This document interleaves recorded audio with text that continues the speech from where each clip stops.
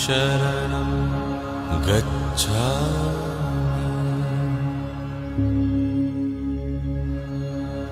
धम्मं शरणं गच्छामि संघं शरणं गच्छामि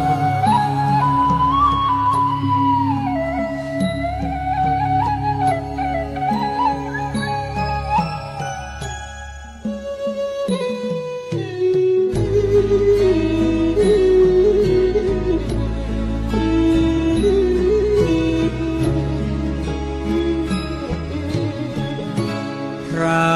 อานนท์ออกมาข้างนอกแล้วยืนแอบสะอื้นกล้ามกลืนทุกโทมทวี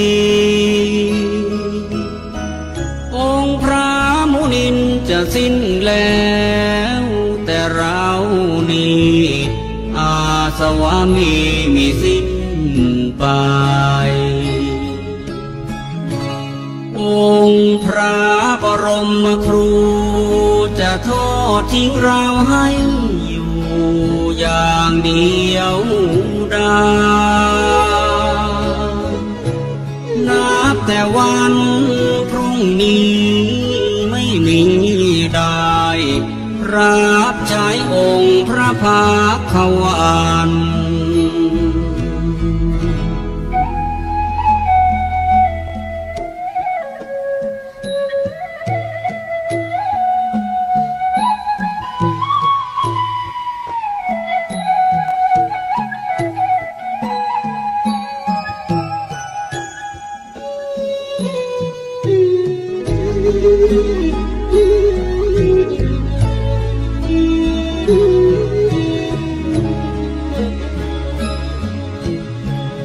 อานนท์นี้จากผู้อาจทางถือบาทจีวรถวายน้ำทรงพระภาคหลังพระกรบวนพระโอษฐ์อีกตามจรผู้ใดใครหนอภายหน้าดังนกหัดบินแม่นกมาสิ้นสูญชีวาปีกนั้นยังไม่กล้าขาไม่แข็งแรงพอ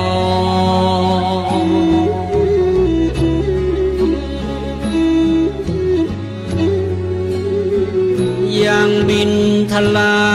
ต้องระวังรังรอปีกแม่แผ่คอยบินคลอได้พอหล่อเลี้ยงชีวาน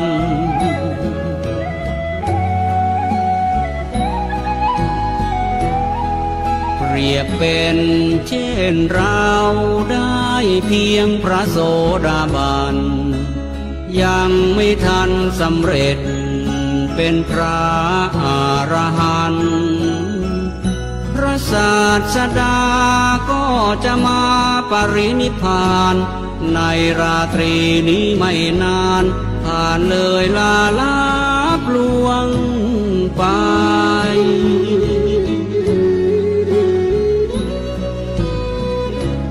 โอ้เราทำชันใดเมื่อสิ้นแล้วพระผู้ทรงชัยพระอานนท์กำสดน้ำตานองหยดรินไหลด้วยสุดจะฝืนสะอื้นยืนรำไห้โศกาอาลัยน้ำตาหลั่งไหลนองน้ำ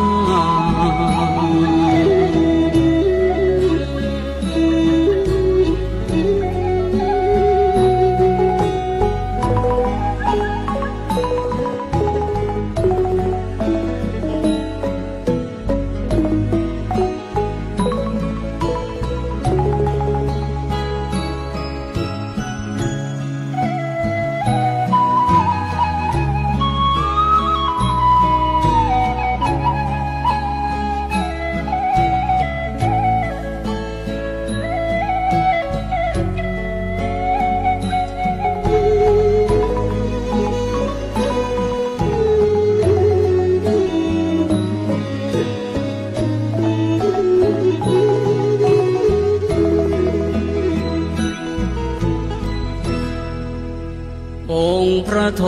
ศพลไม่เห็นอานนท์อยู่ในนั้นจึงตรัสถามว่าอานนท์ไปไหนกันพระภิกษุผู้รู้เหตุการณ์กราบทูลถวายไปว่าท่านพระอานนท์ไปแอบยืนรำให้ฟูมฝ่ายน้ำตาเศร้าระทมมองไม่อกใจนั้นให้เววา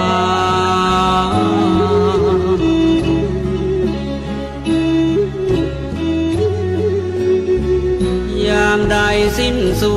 ญพระดุลยศาสดาก็ดังชีวาพระอานนท์นั้นสิ้นไป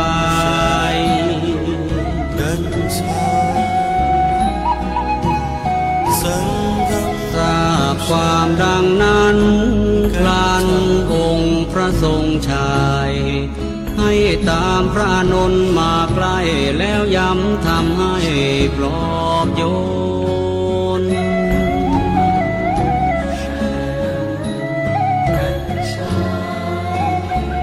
ลดความเศร้าหมองที่เข้าครองในกมลแก่พระ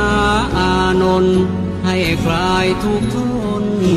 วิญญาณ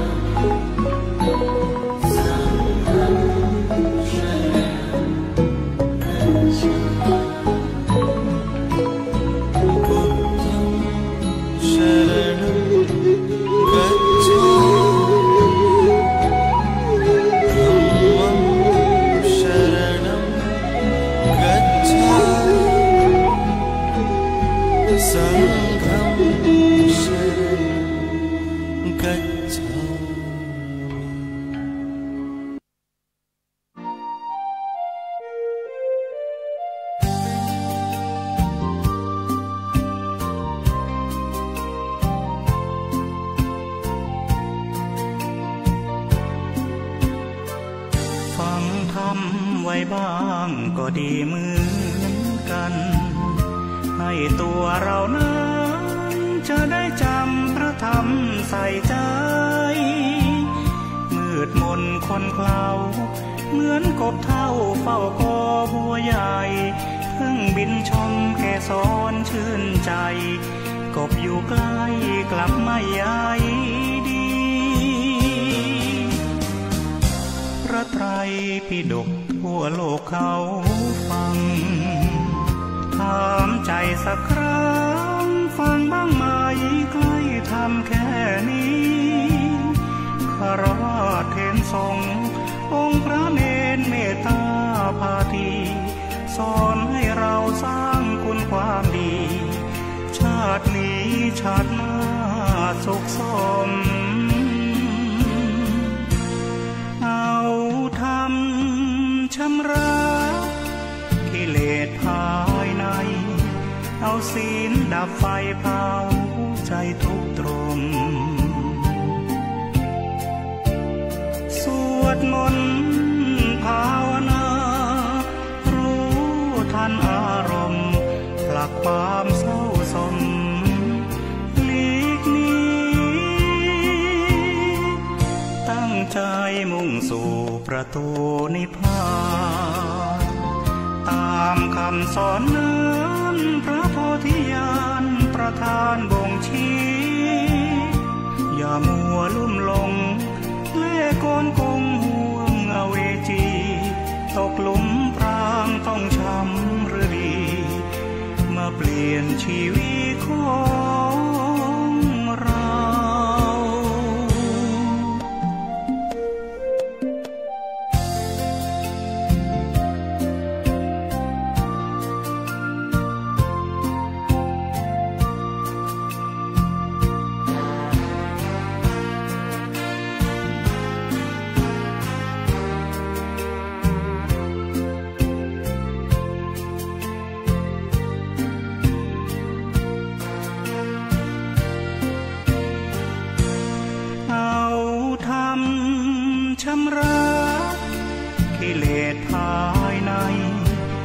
ศีลดับไฟเผา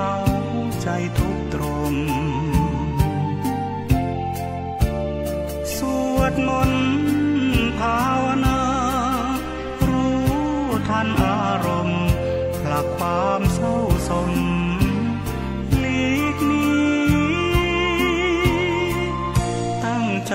มุ่งสู่ประตูนิพพานตามคำสอนนั้นพระโพธิญาณประทานบ่งชี้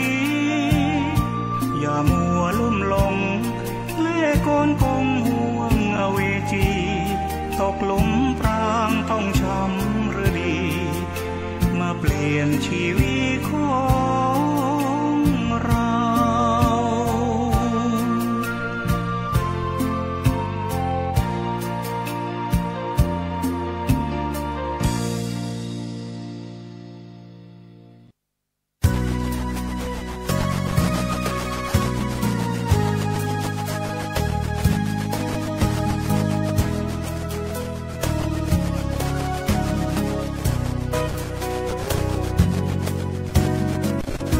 ผู้ใดเห็นธรรมผู้นั้นเห็นเราธรรมตรัสพระพุทธเจ้าให้เราระลึกจดจำดำเนินชีวิตตามหลักแห่งพุทธธรรมเชื่อในเรื่องกฎแห่งกรรมจะไม่โชคช้ำหรือดีผู้ใดสร้างกรรมชั่วซ้ำลึกจมย่อมมีแต่ความระทมทุกข์ตรมตลอดชีวิตจิตวาดภาวะ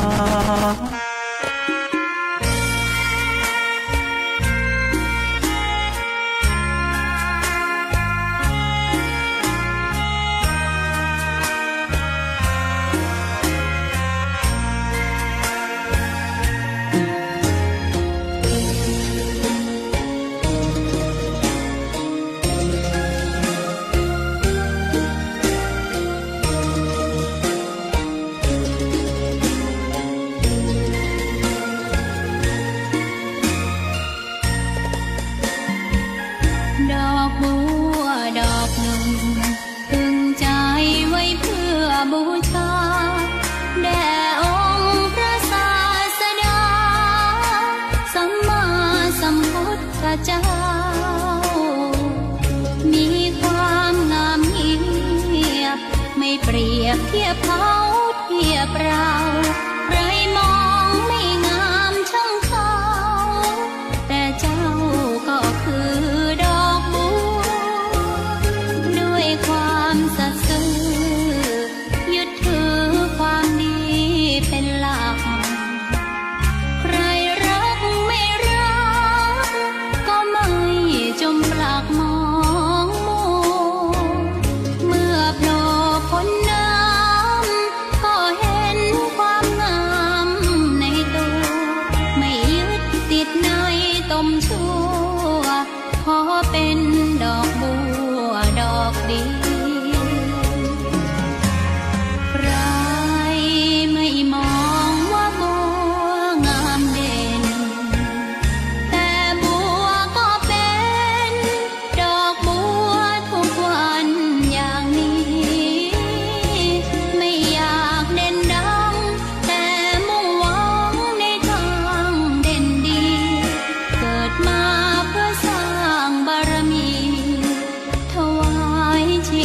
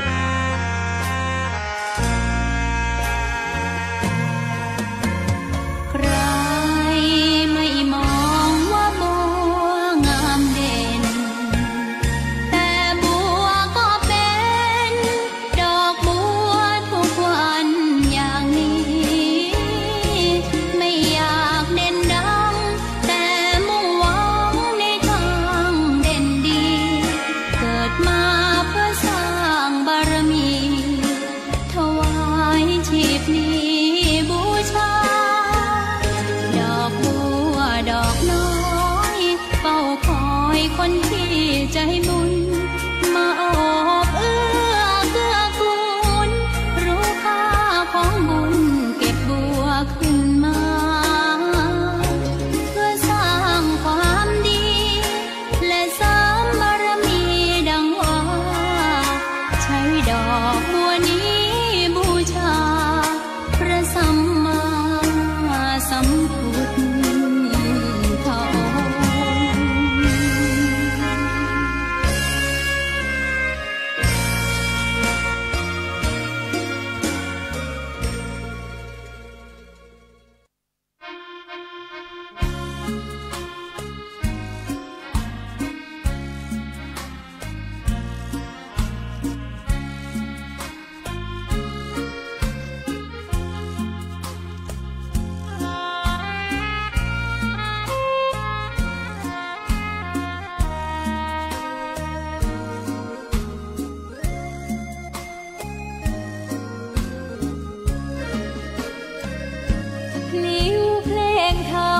ถูกถ้อยคำเข้าถึงจิตใจฟังรายการวิทยุเสียงใสส่งถึงใจไปสู่ปลายนาสารธรรมน้อมนำมองพระศาสดาบอกผู้คนทั่วลาหันมาเข้าวัดฟังธรรมคลื่นเสียงนี้เป็นคลื่นธรรมะจากใจส่งถึงบ้านไกลบ้านไกลฟังได้สุขใจล้ำยามดึกดื่นค่ำคืนมีงานต้องทำเป็นคลื่นสารธรรมเน้นย้ำธรรมะเพื่อนใจเสียงคลื่นธรรมบอกหลักธรรมให้คลายความเหงาฟังเสียงธรรมะเบาเบาบอกเล่าถึงคนบ้านไกลสื่อธรรมะบอกลดละละวางด้วยใจสื่อไปถึงสวงในเข้าใจหลักธรรมหลักดีลิ้วเพลงธรรมถูกสัมพันธ์จิตใจร่าเริงฟังสาระธรรมะบันเทิงรื่นเริงในชีวิตยามวันว่าง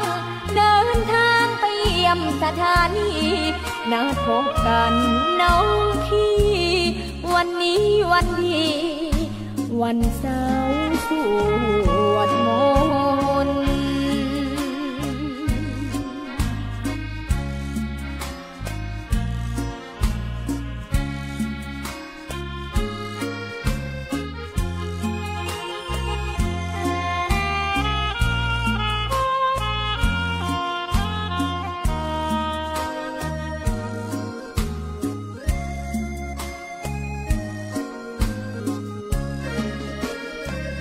เสียงคลื่นธรรมบอกหลักธรรมให้คลายความเหงาฟังเสียงธรรมะเบาเบาบอกเล่าถึงคนบ้านไกลสื่อธรรมะบอกลดละละวางด้วยใจสื่อไปถึงสวงในเข้าใจหลักธรรมหลักดีเพลงธรรมถูกสัมพันธ์จิตใจร่าเริงฟังสาระธรรมะบันเทิงรื่นเริงในชีวิตยามวันว่างเดินทางไปเยี่ยมสถานีนัดพบกันน้องพี่วันนี้วันดีวันเสาร์สวดมนต์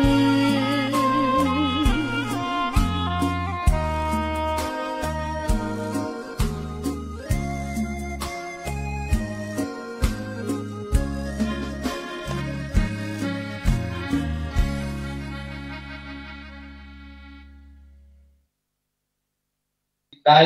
ก็ขอส่งมาโนไว้ไฟทุกผู้ทุกท่านทุกผู้ทุกคนครับ ตลอดถึงข้าราชการก้อนนะครับแห่งพื้นนี้ก็จะได้ก้อนในการยกชัดพระธาตุในตอนเมื่องานวันนี้ครับถ้าพระสงฆ์มาพร้อมคณะสัตยามาพร้อมนี่นะเขาก็จะได้ยกชัดขึ้นสู่บนยอดพระธาตุเจดีย์ครับที่นี่ครับวันนี้เอามาที่นี่ครับยิงปืนนัดเดียวนะครับเปรียบเสมือนว่าเขาได้นกหลายตัวครับจะเป็นการยกชัดพระธาตุจะเป็นเขียนชื่อลงในผืนแผ่นผ้าเพื่อให้เทวบุตรเทวดาพญาอินทร์พญาพรหมพญายมราชคูดนางน้ำคูดนางน้ำต่ำใต้ปรมัยไอสวนอันเชิญมวลหมู่เจ้าได้เข้ามาสู่โมตนาตานได้จดเอาลายได้หมายเอาชื่อของพ่อแม่พี่น้องนะครับใส่ไว้ในสุวรรณพัตตาลาบเงินลาบคำสนามจำชื่อไว้ไปต่อหน้าแหละตันตายามเมื่อมรณาฉายาอีวะก็เปรียบดังเหมือนร่มและเงาอันไปเตรียมเนื้อเตรียมตนอีนะครับนี่นำเรียนกับพ่อแม่พี่น้องทุกท่านเนอะครับมาที่นี่ได้ไหว้พระธาตุอันเป็นมิ่งมงคลนามอันเป็นพระธาตุหนึ่งในพระธาตุเก้าจอมที่อยู่ในอำเภอเวียงป่าเป้าของเราก็คือพระธาตุม่อนจอมพ่อครับในวันนี้ครับเราได้มาสักการะบูชาอย่างองค์พระธาตุตลอดถึงจักได้ยกชัดร่วมกันยกชัดพระธาตุเนาะครับขึ้นสู่บนยอดพระธาตุนี้พร้อมกันนั่นก็ได้เขียนเชิญชวนพ่อแม่พี่น้องได้ลงชื่อลงเสียงกันไว้เขียนลงในผืนแผ่นผ้าเพื่อประกาศเธออากาศเทวดาปัปพาตาเทวดาลุกขะเทวดาเทวดาที่รักษายังตนตัวของพ่อแม่พี่น้องทุกท่านได้หับหู้ได้หันเนาะในส่วนของการโดยเจตนาของพ่อแม่พี่น้องครับเจตนาหังพิคเวกัมมังวทามินะครับพระพุทธเจ้าเพิ่นตรัสไว้ว่าบอกไว้ว่านะครับดูก่อนภิกษุทั้งหลายเจตนานั้นเป็นตัวกรรมนะครับกรรมก็คือการกระทำเนาะครับพ่อแม่พี่น้องกระทำดีก็ย่อมได้รับผลดีกระทำชั่วก็ย่อมได้รับผลชั่วฉะนั้นครับอ๋อครับครับอันนี้ก็หมายมีป้ออินใจอาจินะคุณแม่จันทิพย์อาจินะพร้อมครอบครัวร่วมทำบุญบ้านหัวเวียงหมู่หนึ่งอันนี้เพิ่นมาในส่วนของตันนะเนี่ยมาในส่วนของการหับหัววัดครับนั่นนะ500 บาทนะครับก็ขอสาธุอนุโมทนาในกุศล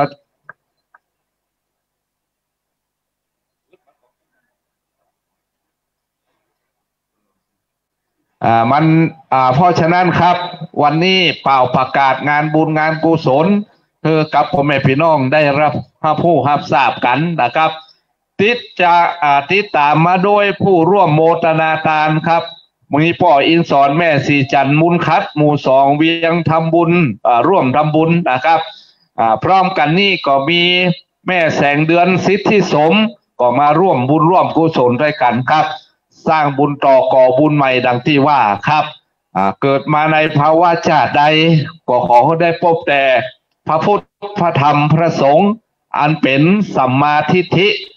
ที่เป็นความหันชอบนะครับบ่ได้หลงไปจากทางอื่นเอาน้ำทำคำสอนขององค์พระสัมมาสัมพุทธเจ้าเป็นที่เปิ่งปะอาศัยพุทธังสรณังคัจฉามิธัมมังสรณังคัจฉามิสังฆังสรณังคัจฉามิ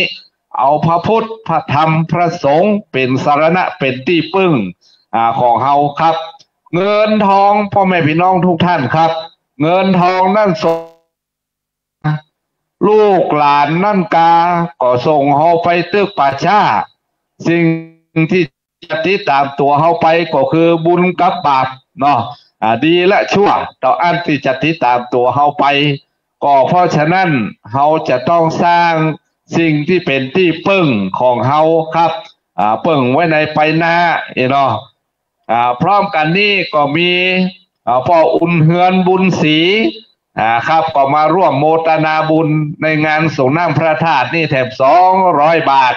ก็ขอสาธุอนุโมทนาในกุศลเจตนา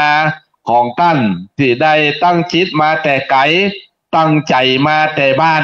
มาร่วมกินร่วมทานด้วยกันในวันนี้ครับวันนี้พี่น้องทั้งหลายนะครับทั้งเหนือทั้งใต้ทั้งวันตกวันออกทั้งใกล้และไกลก็จักได้มาร่วมกันนะครับหู้จากวิทยุหู้จากการ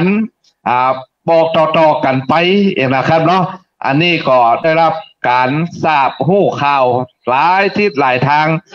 พ่อแม่พี่น้องก็พากันมานะครับพร้อมกันนี้นะครับก็มีคณะจ้างฟ้อนของวัดเฟยไฮนะครับก็จะได้เดินทางมาร่วมในการยินการตานโมทนาบุญด้วยกันครับพี่น้องชลบหมู่บ้านนะครับในการยวดยานพาหนะเนาะขอท่านเลยช่วยดูแลนะครับจอดเป็นที่เป็นตั้งแหมเบิดแหมกำหมู่โฮงตานก็จะมาขนของขนครัวขนอาหารการกินมาเปาะมาหอมกันนะครับก็ขอให้ท่านได้ดูแลในด้านจราจรเนาะครับจอดรถก็ดีมันกีดขวางทางจราจรก็เนาะพร้อมกันนี่นะครับก็มีแม่กาบแก้วอภัยโรจน์ก็มาเป็นโฮงตาลนะครับตั้งโฮงตาลในวันนี้ครับกองทัพเดินด้วยท้องนะครับพ่อแม่พี่น้องทุกท่านก็จะต้องมีการสนับสนุนด้วยอาหารการกินเนาะในส่วนของการกินการทานครับมาวันนี้บุญก็ได้ใส่ก็เต็มครับก็ขอบคุณเครือข่ายคลื่นสีขาวนะครับวิทยุคลื่นสีขาวเพื่อชาวประชาครับได้มาถ่ายทอดในงานในวันนี้นะครับพ่อแม่พี่น้องอยู่บ้านอาจจะได้ยินนะครับทางวิทยุที่เครือข่ายวิทยุเครือข่ายของคลื่นสีขาวได้ออกคือกับพ่อแม่พี่น้องได้ฟังได้ยินกันนะครับอยู่ทางบ้านก็ได้ยินเนาะร่วมโมทนาทานด้วยกันวันนี้เขาจะทำในสิ่งที่สูงคือยอดปลายเจดีย์นะครับก็จะมีการยกชัดนะครับแถมบึดก็จะมีรถเข็นเนาะมาเป็นเอาสิ่งของที่ขึ้นไปพ่อแม่พี่น้องทั้งหลายก็จะได้ถือฝ้ายนะครับถือฝ้ายที่จะได้ร่วมในการยกชัดพระธาตุในคราวข้างนี้ครับโอ้มาวันนี้ได้หลายอย่างหลายต่างเนาะครับมาตั้งการยกชัดพระธาตุมีการบันทึกลงชื่อเนาะในผ้าที่จะพกห่มพระธาตุพร้อมกันนั่นนะครับก็จะได้มาร่วมในการส่งน้ำพระธาตุแถมตัวครับก็เพราะฉะนั้นในส่วนนี้พี่น้องมาครั้งนี้ก็อย่างที่ผมได้นำเรียนกับพ่อแม่พี่น้องว่ามาครั้งนี้เปรียบเสมือนว่ายิงปืนนัดเดียวได้นกหลายตัวครับเนาะมาครั้งเดียวนะครับได้กำหม่ำ หลายอันหลายอย่างครับวันนี้ครับก็เชิญชวนพ่อแม่พี่น้องทุกท่านเนอะครับมาก็ทยอยกันมาเนาะเดี๋ยวนี้คณะศรัทธาพ่อแม่พี่น้องทั้งใกล้และไกลก็ทยอยกันมานะครับท่านจะมีความประสงค์ปิดทองนะครับปิดทองยัดชัดธาตุก็เชิญปูชาได้ครับมีแผ่นทองอยู่ตรงนั้นเนาะโอ้จะกุ้มมาหู้เนอะนะครับแผ่นทองอยู่ตรงนั้นโอ้สวัสดี ปนานทวัฒน์เลียลาครับโอ้ได้เดินทางมาเนาะในงานในชมรมน้อยหนานสภาวัฒนธรรมอำเภอเวียงป่าเป้าครับวันนี้ท่านพระคุณเจ้าท่านพระมหาสมชาติชาตะปัญโยครับโอ้ท่านได้มาหน้าที่วัดดอยจอมพองมาก่อนไก่ครับวันนี้นะมาทุกงานนะครับท่านฮู้ท่านทราบท่านจึงมาร่วมงานนะครับพ่อแม่พี่น้องทุกท่านสาธุอนุโมทนาในกุศลเจตนาของท่านพระคุณเจ้าครับบ่ขาดเสียซึ่งบุญกุศล สร้างบุญต่อก่อบุญใหม่กันไปเนาะครับเพราะฉะนั้นครับพี่น้องทั้งหลายเปิดเครื่องรับฟังอยู่ในขณะนี้ก็ถ้าหากว่าท่านจะมาก็ตึงตันอยู่เนอะอยู่ที่ใกล้อยู่ที่ไกลนะครับเดี๋ยวนี้พี่น้องทั้งหลายก็ทยอยกันเข้ามาดังที่ว่าแล้วครับก็พ่อแม่พี่น้องทุกท่านมาตักตวงเอาซึ่งบุญกุศลในวันนี้ครับพาธนาเอาเนาะในด้านของจิตใจเพราะว่าทุกอย่างอยู่ที่จิตอยู่ที่ใจครับถ้าหากว่าเขาจิตใจเขาบ่แน่วแน่จิตใจเขาบ่สนใจในการกินการต้านมันก็เป็นเรื่องของตัวไผ่ตัวมันนั่นแหละครับอยู่ที่ตัวไผ่ตัวมันก็เพราะฉะนั้นวันนี้นะครับอยู่ที่พ่อแม่พี่น้องทุกท่านที่จะได้มาร่วมบุญด้วยกันเนาะครับก็ขอนำเรียนกับพ่อแม่พี่น้องนะครับว่าตาลหัววัดเราจะตาลในอุโบสถนะครับในอุโบสถพร้อมกันนั่นพ่อแม่พี่น้องได้นำกันวัตถุทายทานมาท่านจะมาตาลก็เชิญในอุโบสถครับเพราะว่าในวิหารถ้าเอาไปร่วมกันท่านทั้งหมดมันจะแบ่งส่วนกันเนาะครับแบ่งส่วนที่เขาจะกระทำก็เพราะฉะนั้นนำเรียนบอกต่อๆกันไปตัวเองพ่อแม่พี่น้องทุกท่านนะครับในส่วนนี้ท่านตั้งจิตมาแต่ไก่ตั้งใจมาแต่บ้านมาห่วมกินห่วมทานด้วยกันก็เชิญนะครับในส่วนของการจะปิดทองชัดธาตุจะเขียนชื่อลงในผืนแผ่นผ้าและก็ท่านจักได้ร่วมกินร่วมทานสิ่งใดสิ่งหนึ่งก็ดีนำเรียนให้กับพ่อแม่พี่น้องนะครับก่อนที่เขาจะยกชัดธาตุนั้นเขาก็จะมีคณะฟ้อนจากผู้สูงอายุต้นเป้าเทศบาลเวียงป่าเป้าพร้อมกับคณะจ้างฟ้อนของวัดเฟยไฮนะครับ2 คณะด้วยกันหลังที่เปิ้นได้จดชื่อจดรายการมาฮื้อนะครับสำหรับท่านจะร่วมบริจาคจะบริจาคทั่วไปก็ได้นะครับหน้าที่คณะกรรมการจักได้จดเอาลายหมายเอาชื่อของพ่อแม่พี่น้องไว้นะครับ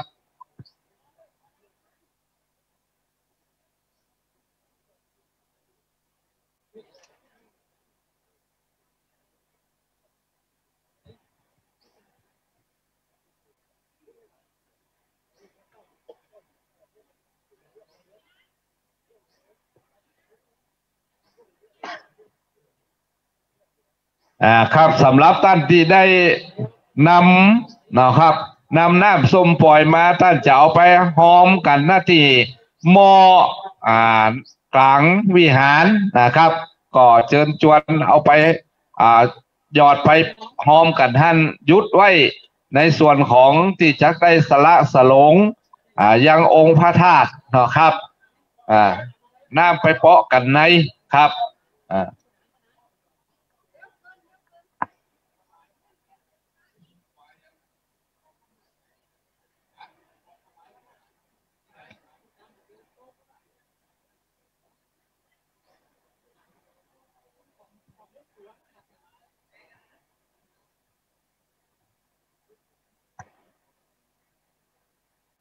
ครับพร้อมกันนี้ที่ตามตัวมาพอนันทวัฒน์เลียลาแม่ชวนชมสุยฟูครับร่วมบริจาคมานี่แถม100 บาทครับแม่เรืองฤทธิ์สิริคำพร้อมครอบครัวครับ200 บาทครับก็ขอบุญกุศลปกผมท่านเจ้ากุวตัวคนครับ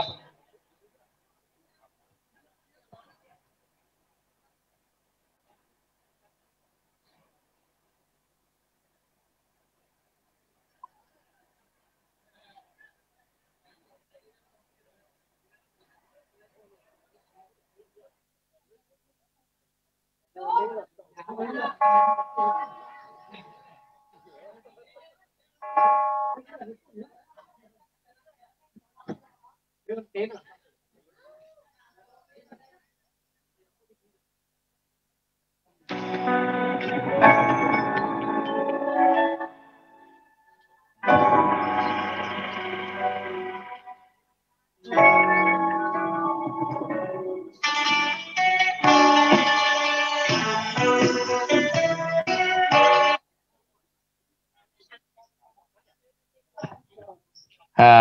ครับเดี๋ยวคนนั้นเพราะว่าเดี๋ยวของเขาออกมา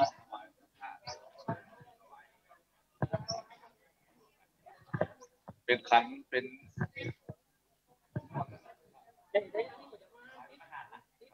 เดี๋ยวเขาจะนำมา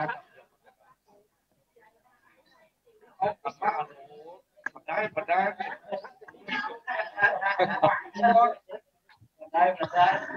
ครับในวัดก็เริ่มจะคับคั่งไปด้วยผู้คนครับก็หลั่งไหลกันมาเนาะต่างคนก็ต่างที่จะร่วมบุญ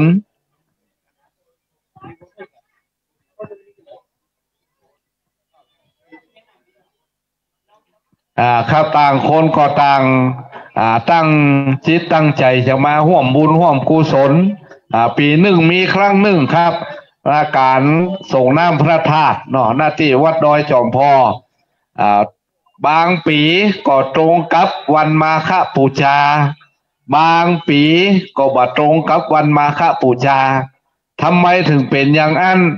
ก็บางปีถ้ามีเดือน10 2 หนนะครับหรือเดือน8 2 หนก็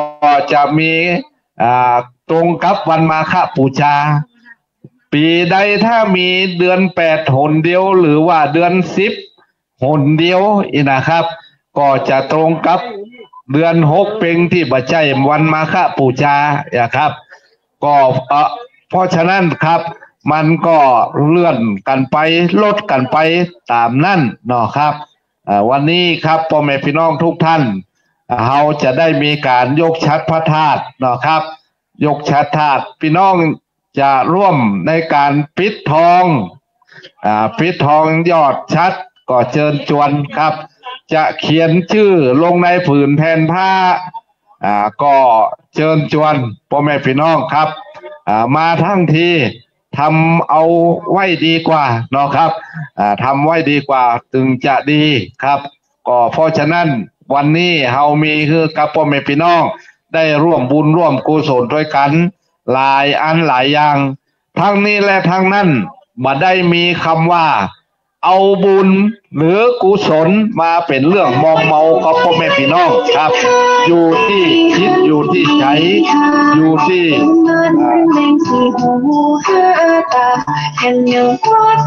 ศรัทธาเครื่องวัดห้วยป่าเกินอย่าสนใจทุกครั้งก็ไปเรื่อยเถิดตะวัน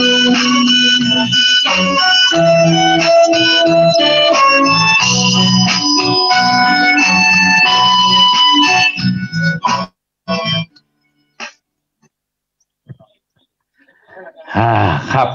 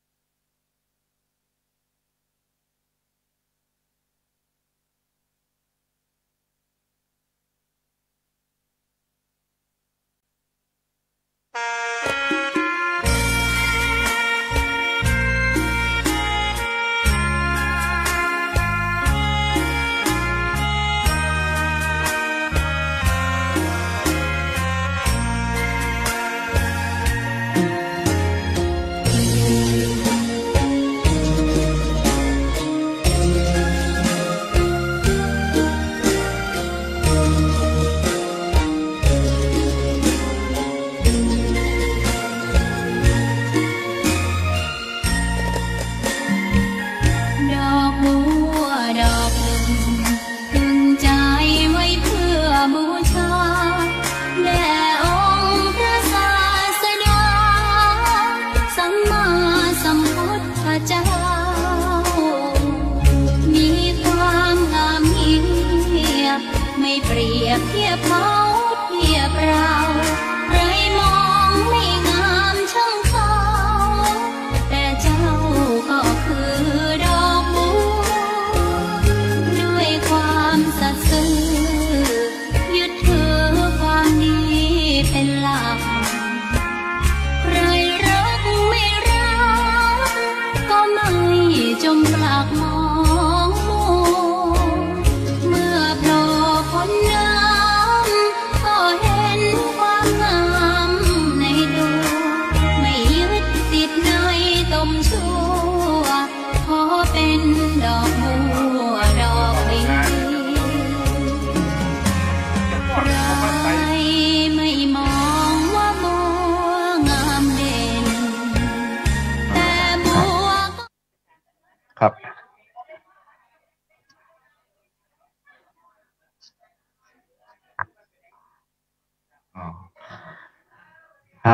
ครับในท่านที่ได้นำโฮงตาลมาเนาะอาหารการกินมาเป็นกินเป็นตาลนั่นก็อยู่ที่เส้นด้านทิศตะวันตกหลังอุโบสถเนอะครับหลังอุโบสถพร้อมกับข้างอุโบสถตั้งเหนือครับพร้อม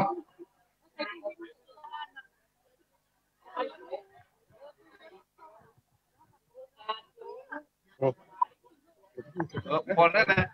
กดทั้งวันเลยทั้งวันไปทั้งทีแล้วทั้งวันไปแล้วเนาะ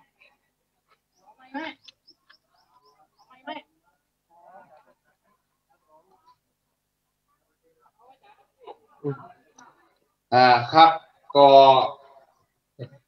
ในวันนี้ก็เริ่มจะเต็มไปด้วยคณะสัตยาครับในวิหารก็มีข้างวิหารตั้งไทยก็มีนะครับ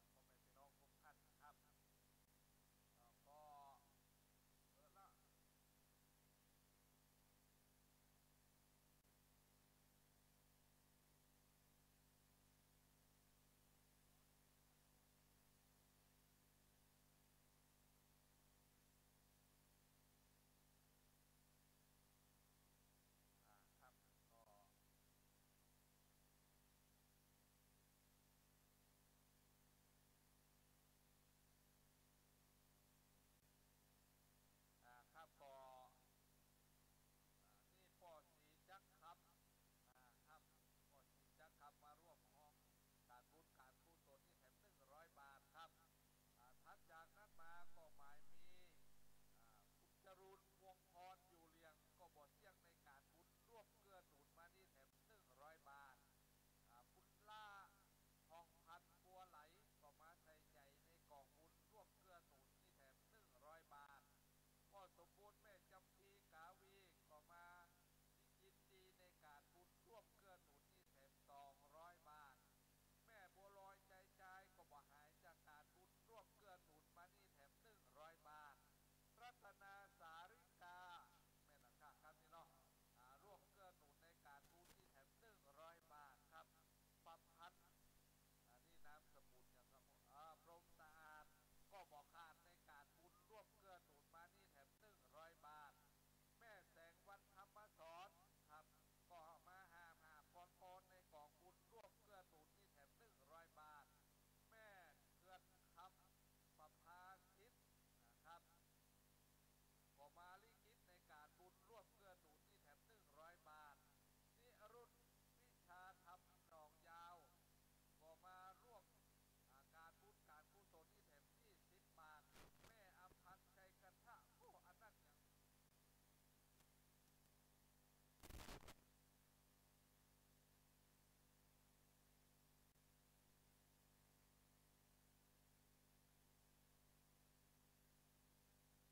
่างร่วมเกื้อหนุน10 บาทว่าพัชรีก็วันนี้จากการบุญร่วมเข็ม100 บาทจรูนพุทธศาสนาซึ่งกองบุญร่วมเกื้อหนุนมาที่แถม100 บาทนายมิ่งงานแสงเมืองพร้อมครอบครัวก็มาเหนือการบุญที่แถม300 บาทแม่จันเจียมแหลมนะครับนี่ก็มาแนมในการบุญที่แถม100 บาทพ่อวสันต์แม่เสงี่ยมโกศลกิติวงศ์ก็มาตกลงในการบุญที่แถม100 บาทบ้านเด่นสาราครับขอสาธุอนุโมทนาในกุศลเจตนาของพ่อแม่พี่น้องทุกท่านที่ได้ร่วมบุญร่วมกุศลด้วยกันมานี้นะครับ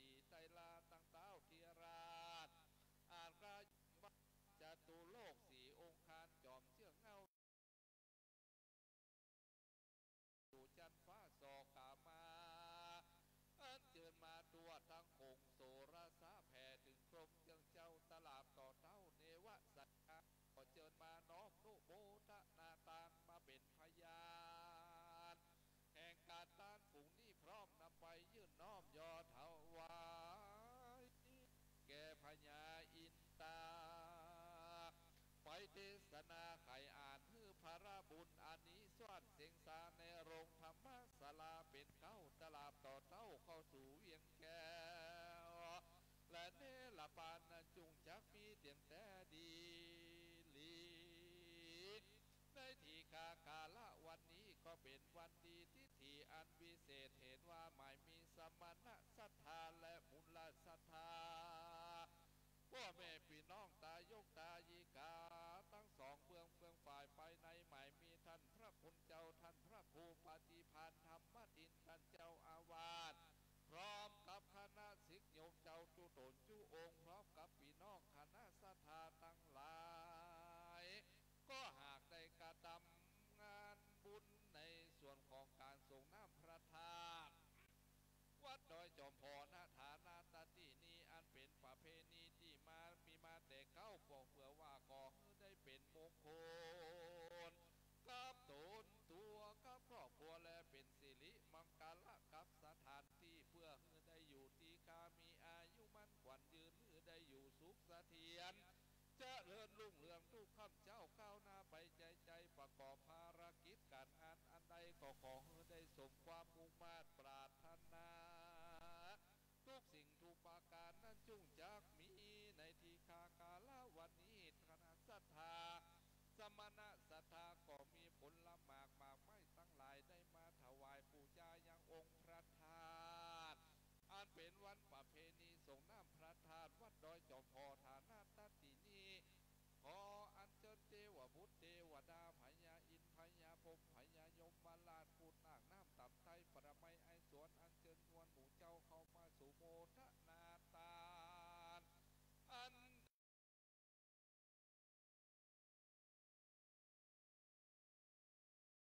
การกุศลในครั้งนี้ก็ขอให้ได้อยู่สุขสวัสดีตีมีอาสลีตีกาอายุมันขวัญยืนทุกตูผู้ทุกคนนั้นจุงจักมีเตียนแต่ดีแด่ว่าจาเชิญด้านต่อ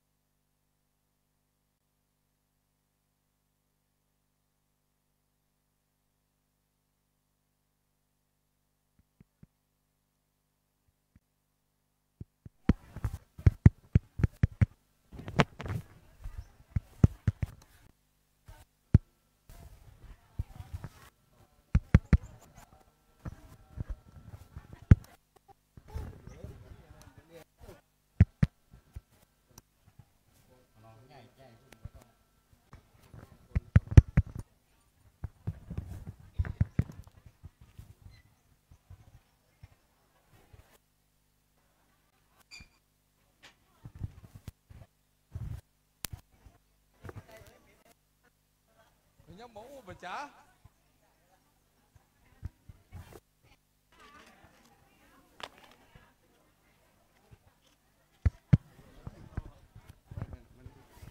ทดสอบ2 3 4 5 7 8 9 0ถ้ายังอีโอเคแล้ว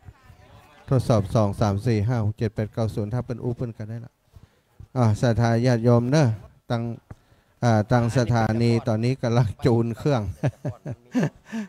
เนื่องจากว่าโอเคได้หลวงปู่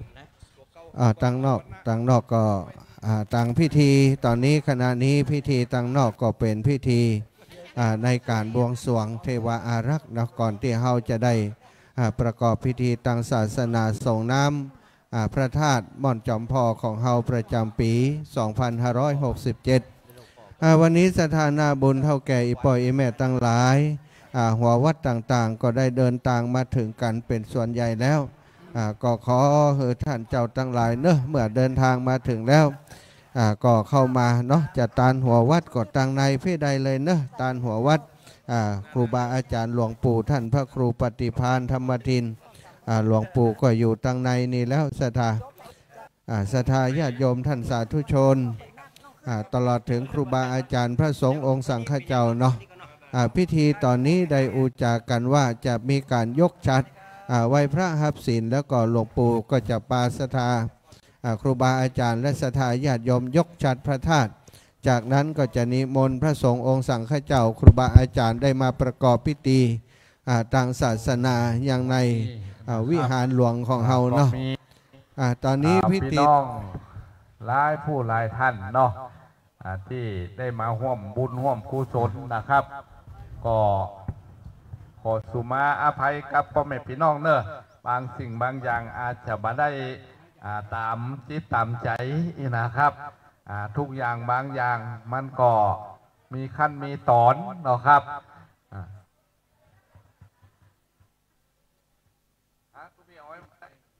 ได้ละ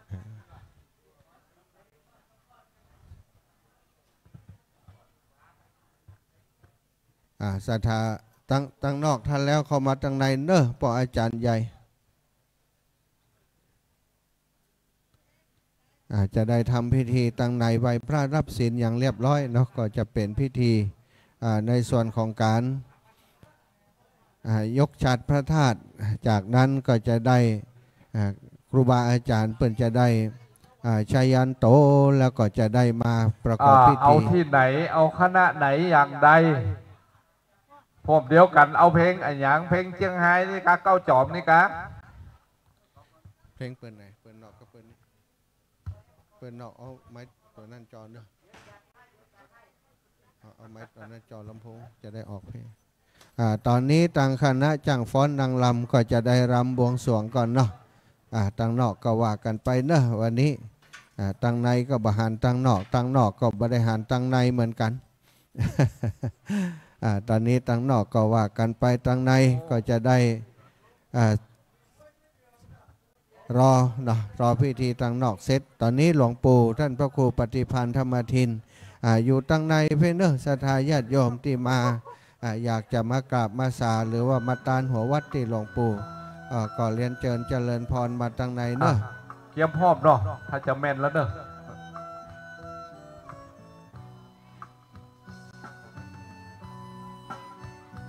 วิดีโอออกกัน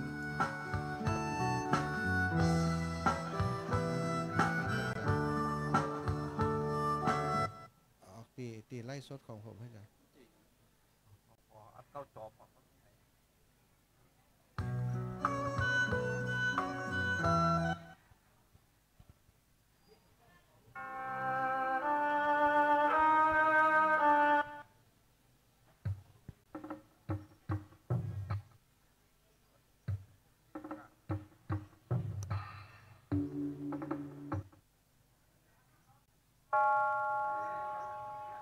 อันนี้นงนางเนี่ย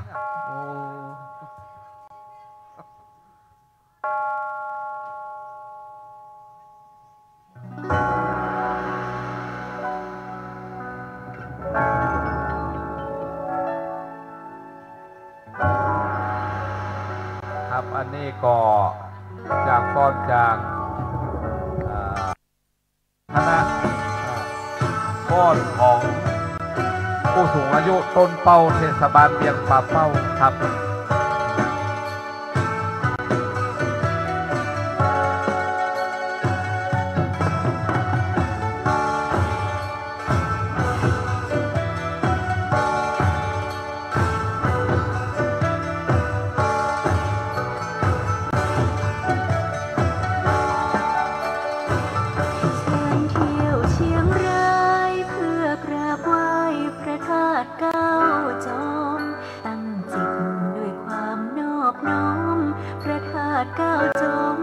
มิ่งมงคลจะอยู่แห่งไหนหากตั้งใจคิดไปกุศลสิ่งศักดิ์สิทธิ์บันดาลช่วยดลให้ทุกคนพบความรุ่งเรืองพระธาตุเก้าจอมขอกราบน้อมเล่าให้ท่านฟังจอมศักดิ์จอมทองชื่อดังมีที่ตั้งอยู่อำเภอเมืองจอมศักดิ์เรืองรองจอมทองแห่งความรุ่งเรือง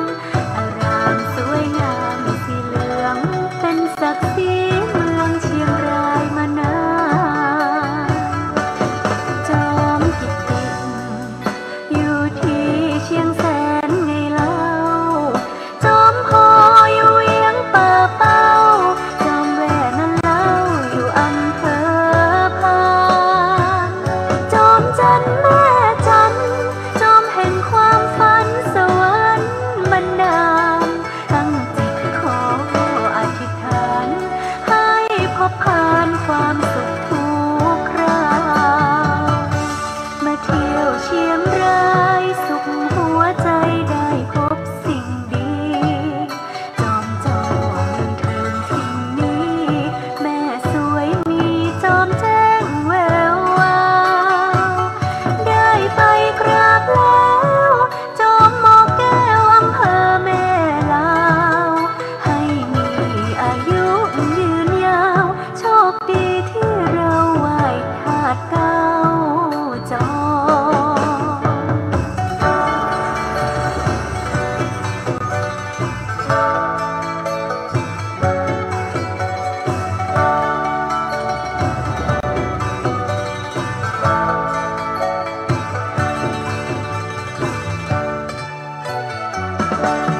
จอมกิตติอยู่ที่เชียงแสนไงเล่าจอมพออยู่เวียงป่าเป้า หอวัดอยู่ที่อุโบสถครับ อยู่อำเภอ ศาลหอวัดในอุโบสถครับ จอมจันแม่จันจอมแห่งความฝันสวรรค์บันดาลตั้งจิตขออธิษฐานให้พบผ่านความสุขทุกคราวมาแอวเจียงไฮ้มวนหัวใจได้พบสิ่งดีจอมจอมเทิงสิ่งนี้แม่สวยมีจอมแจ้งแวววาวได้ไปกราบแล้วจอมหมอแก้วอำเภอแม่ลาวให้มีอายุยืนยาวอิ่มบุญที่เฮาไหว้ธาตุเก้าจอม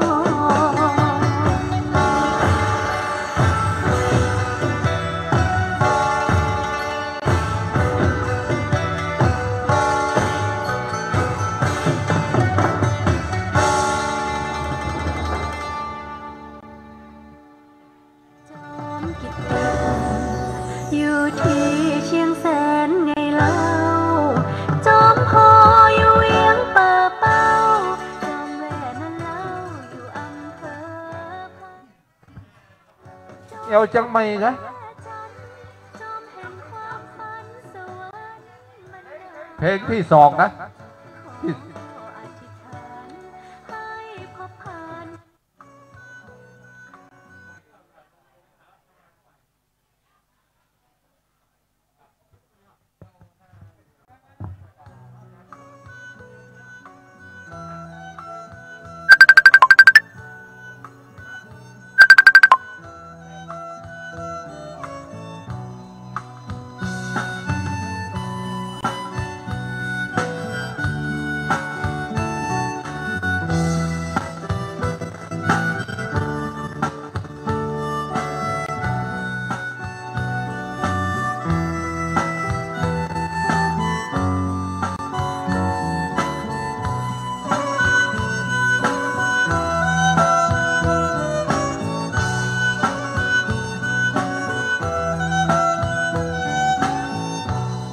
จังหวัดเชียงรายพญามังรายเป็นสร้างดินแดงใหญ่โต กว้างมีธรรมชาติสวยงามเมืองที่มีความสงบสะอาดดินน้ำอากาศปราศจากพิษภัย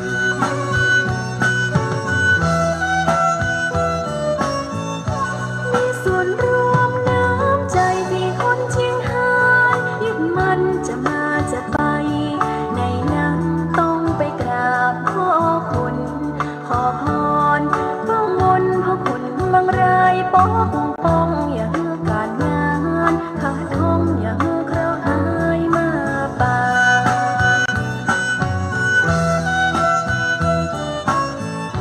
มีโบราณสถานกู่เมืองมานานผ่องแผ้ว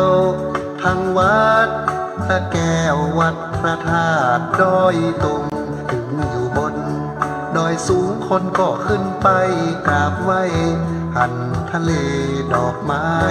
ที่อยู่ไกลเรียงรายวัดพระธาตุดอยเขาควายใกล้เมืองเจียงไฮ้ปีหันมีนิทานเบิ่งม่านเรื่องแมงสี่หูห้าตาแถมยังวัดศรัทธาคือวัดห้วยป่ากังอยากสงบใจทุกครั้งก็ไปไร่เชิญตะวัน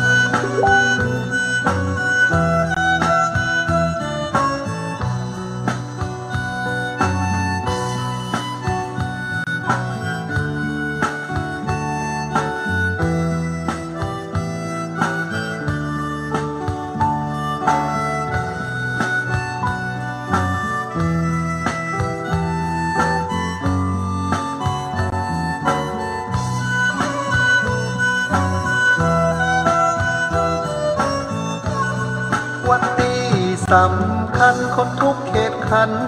อวดอ้างอาจารย์เฉลิมชัยเปิ่นสร้างคือวัดร่องขุนสีขาวงดงามแปลวพราวราวเมืองสวรรค์จัดฟ้าเป็นที่เรื่องลือทั่วลาอาจารย์ถวันบ้านดำ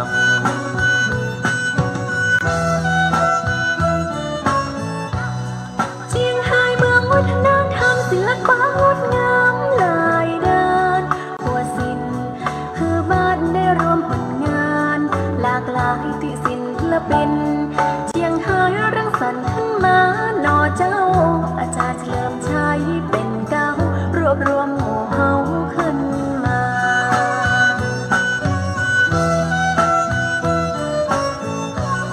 สามเหลี่ยมทองคำหน้าบ่ต้องแนะนำกล่าวอู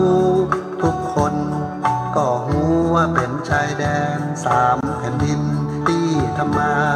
หากินของไทยลาวพม่าเป็นจุดรับส่งสินค้า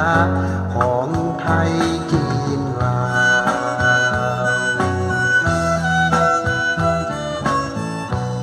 ไปชมกะเหรี่ยงคอยาวตำบลแม่ยาวบ่ออายอยู่หิมน้ำโกกฝั่งซ้ายหรือไปขี่จ้างนั่งทัวร์หรือจะพาครอบครัวไปชิมช้าก็ได้อยู่บอกไกลที่ไรช้าชุยฟง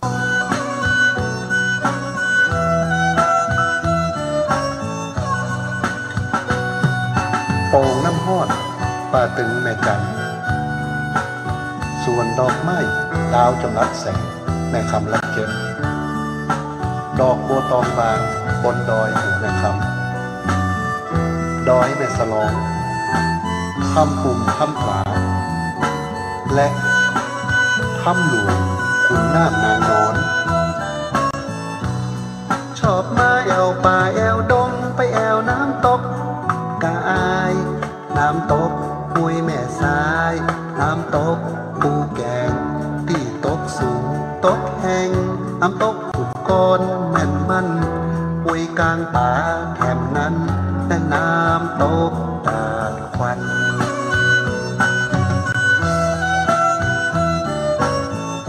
ถ้าชอบดอยสูงชันก็ป้า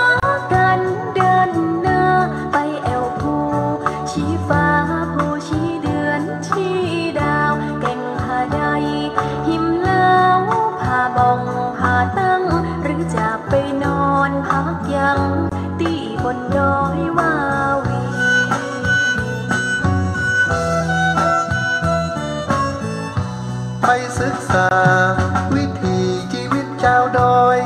จ้าจีนห่ออาคาแมวยาวลาว12ชาติพันธุ์ไปชมพิพิธภัณฑ์ชาวเขาก็ได้อยู่บอกไกลบอกไกลเยือนสวนตุงโฮมเจียงหา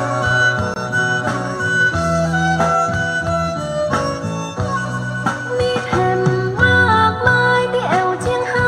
แหล่งลายินส่วนแม่ฟ้าและพระตำนางโดยตุงส่วนเกษตรตีสูงส่วนกาแฟส่วนเมียง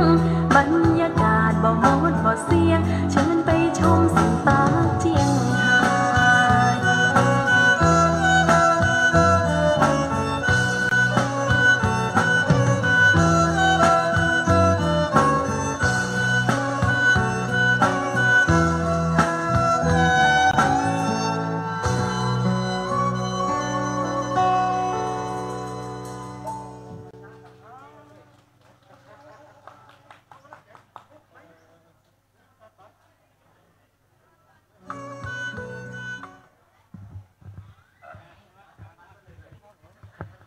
อ้าวปนานนะชวิน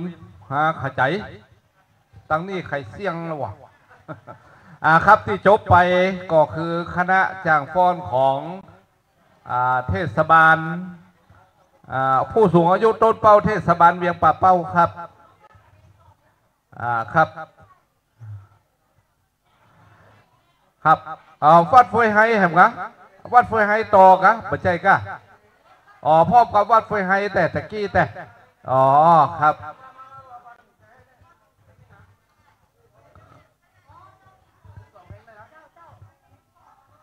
ครับต่อไปเป็นคณะจ้างฟ้อนของวัดป่าแดงเนาะครับเอาเปิดแล้วคณะจ้างฟ้อนมาหลายที่หลายทางเนาะครับเนาะคณะจากเทศบาลตำบลเวียงป่าเป้าคณะจ้างฟ้อนของวัดเฟยไฮและต่อไปก่อคณะจ้างฟ้อนของวัดป่าแดงครับขอสาธุอนุโมทนาเนอครับท่านที่ได้ฟ้อนไปเป็นพุทธปูชาธรรมปูชาสังฆปูชาครับ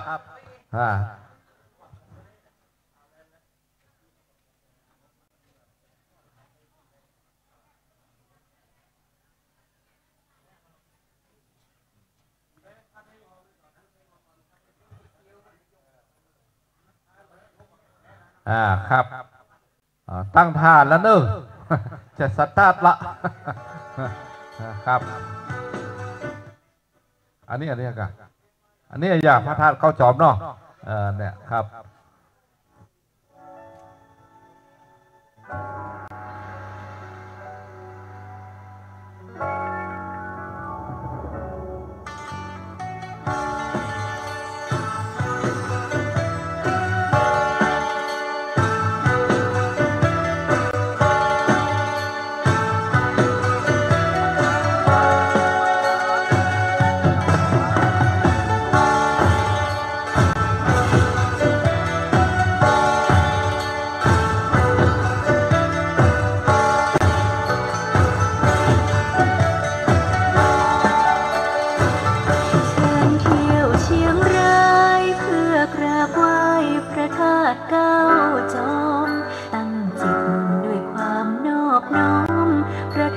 ก้าวจมมิ่งมงคลจะอยู่แห่งไหนหากตั้งใจคิดไฟกุศลสิ่งศักดิ์สิทธิ์บันดาลช่วยดลให้ทุกคนพบความรุ่งเรืองพระธาตุก้าวจมขอกราบน้อมเล่าให้ท่านฟังจอมศักดิ์จอมทองชื่อดัง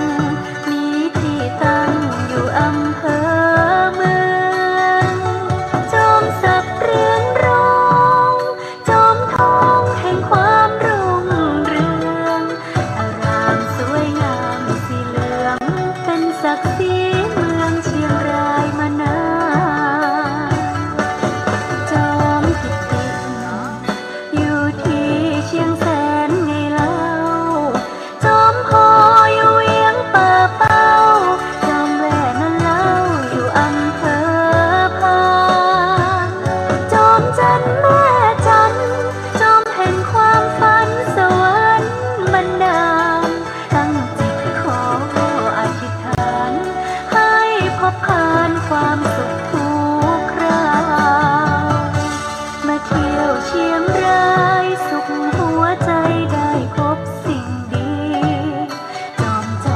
ครับขณะนี้รถเข็นกำลังเข้ามาเนอะครับเดี๋ยวจะได้ยกจัดทัดท่าครับ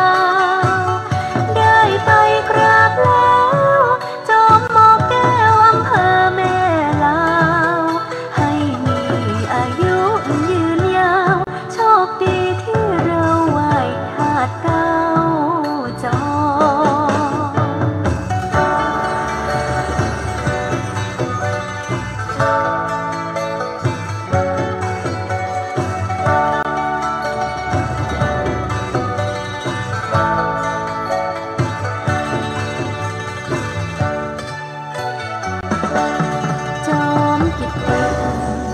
อยู่ที่เชียงแสนไงเล่าจอมพออยู่เวียงป่าเป้าจอมแหวนนั่นเล่าอยู่อำเภอพานจอมจันแม่จันจอมแห่งความฝันสวรรค์บันดาลตั้งจิตขออธิษฐานให้พบผ่านความสุขทุกคราวมาแอวเจียงไฮ้ม่วนหัวใจได้พบสิ่งดีจอมจอมเทิงสิ่งนี้แม่สวยมีจอมแจ้งแวววาวได้ไปกราบแล้วจอมหมอกแก้วอำเภอแม่ลาวมีอายุยืนยาวอิ่มบุญตีเฮาไหว้ธาตุเก้าจอ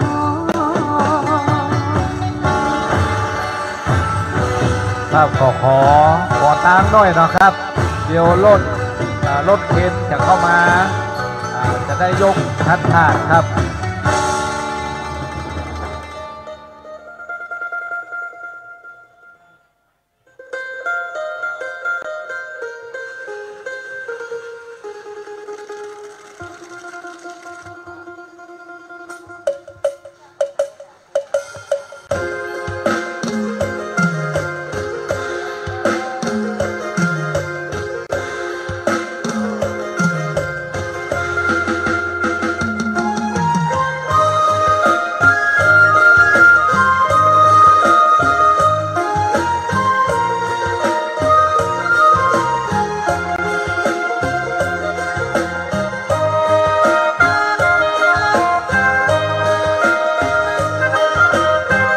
ขอความกรุณาจากพ่อแม่พี่น้องเด้อรถเข็นเข้ามานี่นะครับรถเข็นเข้ามาขอโหนกลางหน่อยครับบุญเดือนสามเวียนมาเฮาสุขขอโหนกลางหน่อยเด้อชาวมหาชนะชัยร้อยมาลัยด้วยใจหักมันเขาขอนึกว่าอันเปิดเอาออกไปมาชี้ข้าอีนาพอพญานาคข้าอีนาเป็นว่ารถเข็นตัวครับมาลัยเข้าต่อ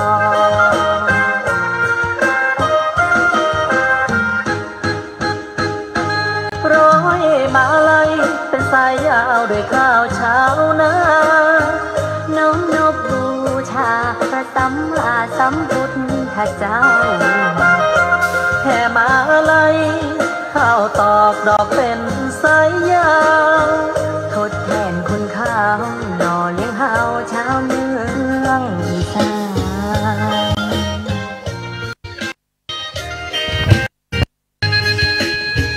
โอ้มาลัยบุญนำให้มาพบเจ้ามาพบผู้สาวเอวบางยิ้มนางสดใสทั่วกระเป๋ามือรอใจเผลอมองยามใจทุกเวลา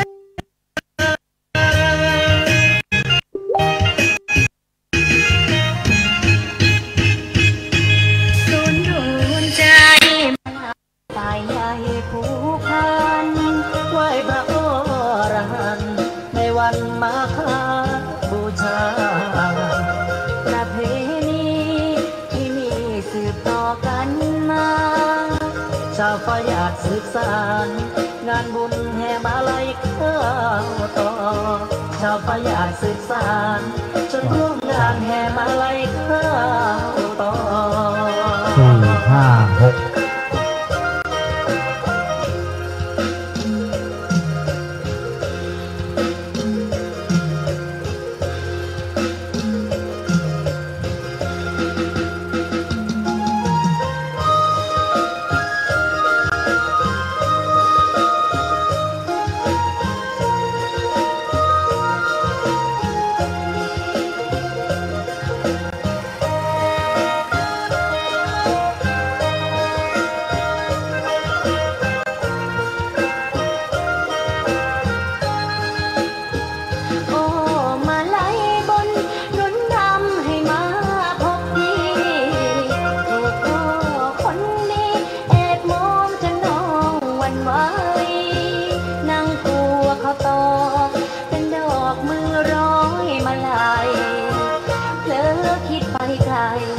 มอบใจให้พี่ดูแล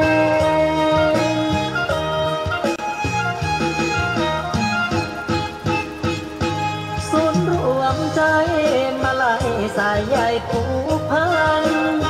ให้พระอรหันต์ในวันมาฆบูชาประเพณีที่มีสืบต่อกันมาชาวปายาสืบสานงานบุญแห่มาลัยเข้าต่อชาวปายาสืบสานจนร่วมงานแห่มาลัยเข้าต่อ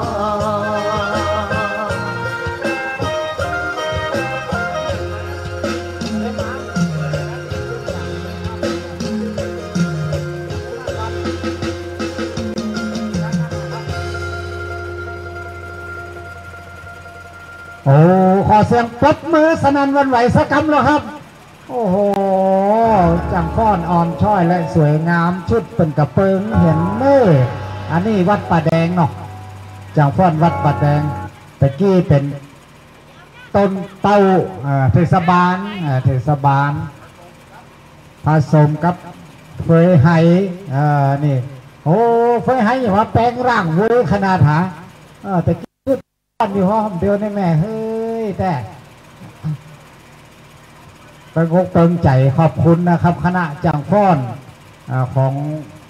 วัดวาอารามกอดดีของโรงเรียนต้นเต้ากอดดีของเทศบาลตำบลเวียงกอดดีนะครับแล้วก็รวมจนถึงท่านผู้มีเกียรติทุกท่านที่มางานป่าเวณีส่งน้ำพระธาตุวัดม่อนจอมพอในวันนี้นะครับท่านก็จะหันว่าเป็นหูเป็นตาแปลกหูแปลกตากว่ากูเตื้อกว่าทุกครั้งที่ผ่านมากูเตื้อนี่ปอดโถมันออกหานะมันเมินลำไปเป็นร่วมซาวกว่าปีที่เฮาบูรณะข้างนั่นมาพดมาวันนี้กำลังได้มาทาสีแถมไม่ในพี่น้องว่างามก่อนเนาะงามขนาดก็เดี๋ยวเขาจะยกชัดนะครับเอารถเครนมานี่ก็จะยกยอดชัดขึ้นไหวตังบนก็เดี๋ยวเขาก็จะได้อนุโมทนาสาธุกันแล้วก็ตั้งหน้าพระธาตุนี่แห่งเพื่อเขาจะได้เอาเก้าอี้มาตั้งละเก้าอี้ตั้งแล้วนะครับจะได้นิมนต์พระสงฆ์องค์เจ้ามาสวดชยันโตเพื่อความเป็นสิริมงคลเหตุกรรมหนึ่งนะครับกับเดียวก็จะมีพิธีที่จะได้ยกชัดธาตุนะครับผมก็คณะสถานเรามีได้สีนั่นครับก็กำกันเนาะแต่ว่าบัดได้จักนะครับกำกันแบบรวมๆเพื่อที่จะได้มีส่วนร่วมในการยกชัดพระธาตุขึ้นสู่บนยอดนะครับเพราะนั้นกันเองเพื่อนว่าตะกี้นะว่าตะกอนมันมนมันหมองเนาะทาสีก็งามกับเพื่อนถึงบอกเราครับว่าไก่งามเพราะขนคนงามเพราะแต่งนะครับมันงามกับการตกแต่งครับอันยังแรกสีสันขึ้นมามันก็ย่อมจะสดใสเป็นสีสันสดใสแล้วก็ทำให้เขาม่วนอกม่วนใจปลื้มปิติในอกในหมู่เขาก็ที่ได้ห่วมทำบุญซื้อสีซื้อต่างบอกว่าจะวันนี้หรือว่าห่วมวันก่อนห่วมปีแล้วที่พระครูแต่หลวงพ่อครูปฏิพันธ์ธรรมทินครับท่านได้เก็บหอมไว้ที่สถาให้หอมมาคนละเล็กคนละน้อยพ่องกตะกี้ก็มีคนมาแจ้งกันลายหนึ่งนะครับมีจากโดยทานศิลาพร้อมลูกหลานได้หอมจำนวนปัจจัย500 บาทโอ้ขออนุโมทนาสาธุเตเนอร์ขอเตวเตวจดเอาลายหมายเอาชื่อปันจุกปันใจให้ทุกท่านที่ได้ให้หอมบริจาคกันมาจงมีแต่ความสุขความเจริญบางทีกำลังหาอาหารวันนี้เนาะจอมพอมาได้นิสกรรมก็มาหอมกันได้นะครับก็ชัดท่าที่ได้มาหอมส่วนหนึ่งก็คือป่อบุญเลิศเนาะครับพี่น้องบ้าน บ้านป่าเมือดเนาะครับเนาะได้ห่วมบุญห่วมกุศลด้วยนะครับในการในครั้งนะครับพร้อมกับพ่อแม่พี่น้องแถมหลายผู้หลายท่านเนาะหลายเสียงเขามันอยู่นอกแต่ว่าได้แล้วก็เป็นที่เจตนาอันดีที่ท่านได้ห่วมบุญห่วมกุศลด้วยกันมาครับสาดามือไหวเอาเนาะครับเจาะใส่หัวขออานิสงส์ผลบุญได้พกคุ้มครองเพื่อมีแต่ความสุขความเจริญสู่ชีวิตทั้งตัวเก่าและก็ครอบครัวท่านใดจะมาให้มาหอมตอนนี้ก็ยังตันอยู่นะครับพิธีเขายังเริ่มตัวครับท่านที่จะได้จะเขียนชื่อเขียนน้ำของท่านอยู่ที่หน้าที่ผ้าห่มพระธาตุด้านเหนือก็ยังได้อยู่นะครับมีโต๊ะวางไว้หันและมีผ้าฮื้อกับพ่อแม่พี่น้องได้จารึกชื่อไว้หันครับบางท่านก็บ่ฮู้คำเตือนในปนนั้นครับครับบางท่านบ่ฮู้คำเตือนบางท่านก็ฮู้แล้วโอ้คนลุ่มไปเขียนชื่อใส่หัน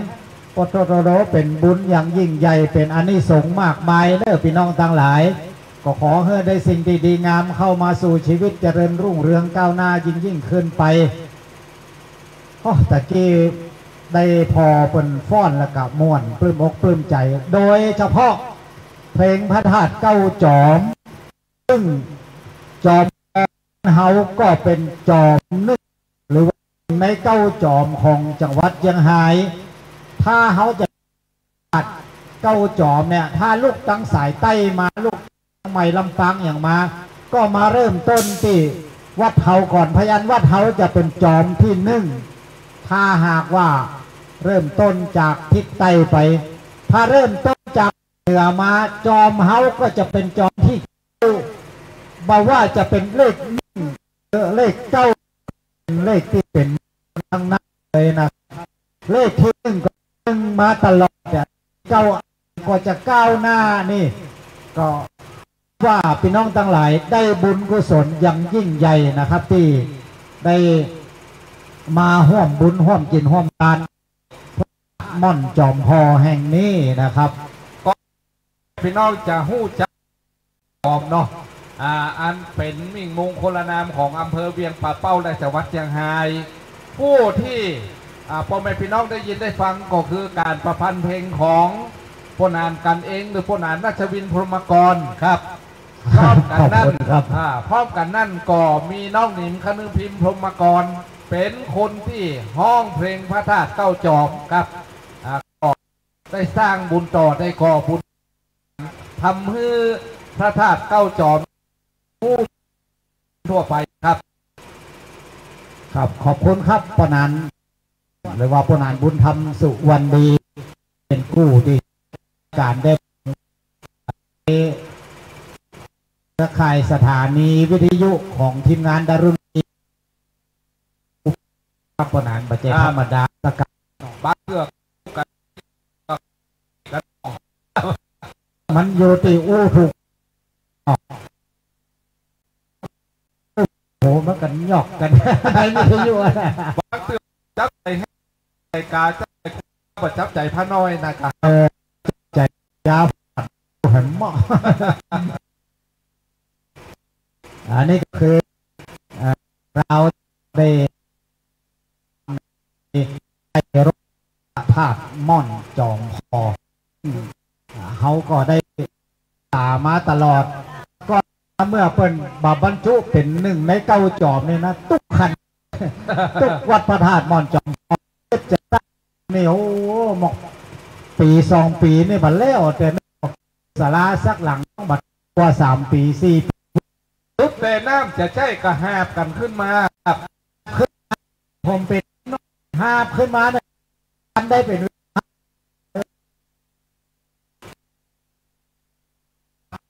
ขึ้นจากหลุมมาอย่างเดียวนะครับลำบากบ้านนี่เนาะเป็นเป็นสมใจนึกเนาะครับครับน้ำเนี่ยบนดอยพอบัดเดียวเนี่ยมีน้ำเฮือกินเพื่อแผ่ไปแถมบ้านไกลเรือตั้งหลุมตั้งล่างเนาะรวม ติดในใจน้ำพระธาตุหมอดจอมพอประเดี๋ยวนี้น้ำมีปันละลักติดดีตัวเจาะไปพอจะได้น้ำมาเนี่ยวัดพอร้อยท่านโอ้โหเต้าคุณของพระพุทธพระธรรมสงฆ์กันเป็นน้ำถ้าตรงเสร็จเรียบร้อยอยู่ตั้งไก่ตั้งใกล้ยอมมือสาดามือไว้เข้ามาไกลๆเพนเนอร์จะได้เริ่มแล้วเดี๋ยวจะได้กำได้นะครับกำได้ร่วมกันเนาะในโมทนาในไว้สาคุณชัดธาตุขึ้นอยู่บนปลายยอดปลายของเจดีย์ของธาตุนี่นะครับพี่น้องทั้งหลายเนอะถ้าหากว่าท่านจะฝ่ายกำได้ด้วยกันนะครับขอนิมนต์ถ้าพระคุณเจ้าทุกรูปนะครับถ้าเจ้ารูปผลทุกองค์ที่เป็นด้วยเจ้าอยู่ในวัดนี้ประเดี๋ยวนี้เนอะขอนิมนต์มาที่เจดีย์ที่เปิดไหวพระจะได้นิมนต์ถ้าพระคุณเจ้านั่งบนเก้าอี้แล้วก็โตตอนที่นิมนต์นะครับทุกรูปทุกตนทุกองค์วัดเปิ่นวัดโตที่เป็นเจ้าในบริเวณวัดนี้เนื้อคนมานั่งก็อี้เหลืองครับที่เปิ่นจัดไว้นี่ถ้าพระคุณเจ้าทุกรูปทุกตนทุกองค์นิมนต์มาทยันโตตอนนี้ก่อนกำเดียวเกิดเข้าวิหารทีหลังถ้ายกยอดชัดเสร็จเรียบร้อยเขาจะได้ไปสวดเจริญพุทธมนต์สมโภชที่ในวิหารพุ่นนะครับแต่ตอนนี้ก็ขอนิมนต์มาชยันโตยกยอดชัดขึ้นเหตุกรรมก่อนไอ้ที่หันพระเจ้าเข้าไปทางในวิหารบางทีเปิ่นมาได้ยินขอนิมนต์เปิ่นมาทางเพศเหรอนิมนต์กับพระคุณเจ้ามาตีข้าทางศาสตร์นี่เด้อทุกรูปทุกตนนะครับนิมนต์ครับตอนนี้ได้เวลาเลิกงามยามดีถึงมงคลก็จะได้ยกยอดชัดขึ้นรถเพลงก็มาพร้อมแล้วเรียบร้อยคณะสภาก็เรียบร้อยยอดชัดต่างๆที่เอาลงมาต่อเติมเสริมแต่งก็เรียบร้อยทุกอย่างเรียบร้อยเวลาเรียบร้อยถึงพุ่นกันนะถึงอยู่เนาะ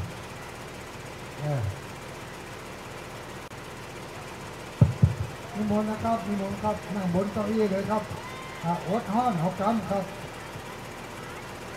1123456789009854321ครับท่านพ่อแม่พี่น้องทุกท่านเด้อกำเดียวจะได้ยกพัดธาตุนะครับเขาจะได้เอาฝ้ายนี่คือกับท่านพ่อแม่พี่น้องได้ถือได้กำกันนะครับเพื่อว่าเอายกชัดธาตุโดยกันในคณะที่ท่านพระคุณเจ้าได้เจริญชัยมงคลคาถาครับ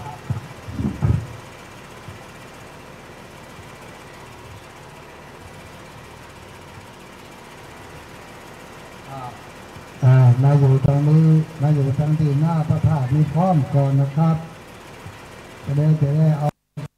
ายอดชัดไปใส่ไว้ในซ่ากระเช้าเกณฑ์แล้วก็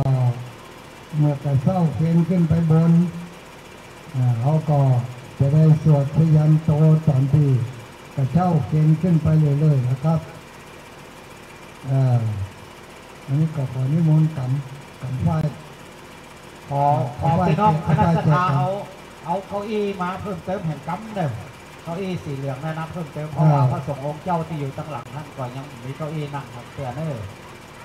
ขอกำครับพี่น้องเขานะครับได้ที่ท่านพระคุณเจ้านี่ที่เจริญชัยมงคลคาถานี่นะครับ จะได้ต่อคือกับพ่อแม่พี่น้องได้กำเนอได้ยุกได้กำได้ยุกได้กำด้วยกันนะครับ แต่บ่ได้ตืดนะครับกำรวมครับกำรวมกันไว้ครับศรัทธาญาติโยมที่มาที่ไปของการยกยอดชัดในวันนี้เนื่องจากว่ามีเจ้าภาพเพื่อนมีเจตนาที่จะบัดเอาไฟออก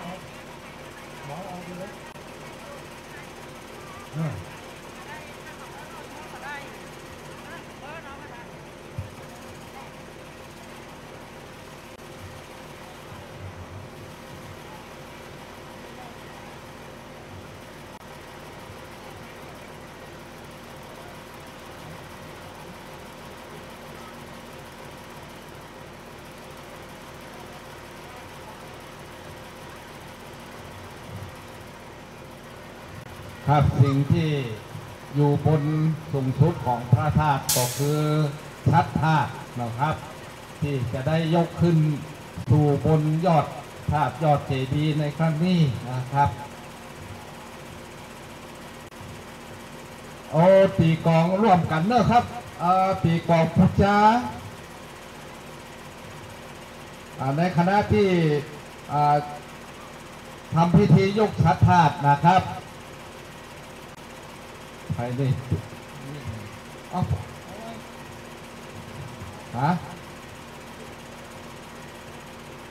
ู้น่ะกองผู้จ้าผู้น่ะครับช่วยกันนั่นปนสลาดมมีฮัก1 คนละผู้มีอามไปพุ่นปอน้ำคนครับ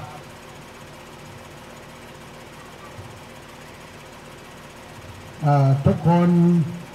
พร้อมแล้วกำแบบรวมๆนะครับเก่ากำบูชาพระเก่ากำไหว้พระธาตุก่อนเนอตั้งนะโมพร้อมกัน3 จบนะโมตัสสะภะคะวะโตอะระหะโตสัมมาสัมพุทธัสสะนะโมตัสสะภะคะวะโตอะระหะโตสัมมาสัมพุทธัสสะนะโมตัสสะภะคะวะโตอะระหะโตสัมมาสัมพุทธัสสะอิทังวันทามิเจติยังสักกะจังวาราสันยิตาเอเตนะมะเอนะสัทธาโสธิภวันตุเมอิทังวันทามิเจติยังสักกะจังวาราสันยิตังเอเตนะมะปุญเยนะสัทธาโสธิภวันตุเมอิทังวันทามิเจติยังสักกะจังวาราสันยิตังเอเตนะมะปุญเยนะสัทธาโสธิภวันตุเมต่อไปสวดอิติปิโสพร้อมกันหมดทุกคนที่สวดได้ที่สวดบ่ได้ให้ดักอยู่ถ้าสวดบ่ได้ให้ดักอยู่ท่องในใจห้ามอู้ห้ามว่าอย่างอื่นในขณะที่ยกยอดชัดนี่อิติปิโสตลอดเมื่อยอดชัดตั้งเรียบร้อยแล้วพยัญโตเป็นอันจบนะนิมนต์พร้อมกันเนอสภาญาติโยมทั้งหลายกำไฟหลวมๆนะครับคืนพร้อมแล้วยกได้เลยอิติปิโสภะคะวะอะระหังสัมมาสัมพุทโธวิชชาจารณะสัมปันโนอาโตโลกาวิทูอนุตตโรปุริสธรรมสารถิสัทธาเทวะปานุสาพี่น้องปล่อยไฟต ติปิโสภะคะวะอะระหังมาสัมพุทโธวิชาจารณะสัมปันโนสุขโตโลกาวิทูอนุตตโรภูริสธรรมสารทิสัทธาเทวมนุสานังพุทโธภะคะวะติโสภะคะวะอะระหังสัมมาสัมพุทโธวิชาจารณะสัมปันโนสุขโตโลกาวิทูอนุตตโรปุริสธรรมสารทิสัทธาเทวมนุสานังพุทโธภะคะวะติปิติโสภะคะวะสัมมาสัมพุทโธวิชาจารณะสัมปันโนสุขโตโลกาวิทูอนุตตโรปุริสธรรมสารทิสัทธาเทวมนุสาโตภะคะวะติอิติปิโสภะคะวะอะระหังสัมมาโตวิชาจารณะสัมปันโนสุขโตโลกาวิทูอนุตตโรปุริสสารทิ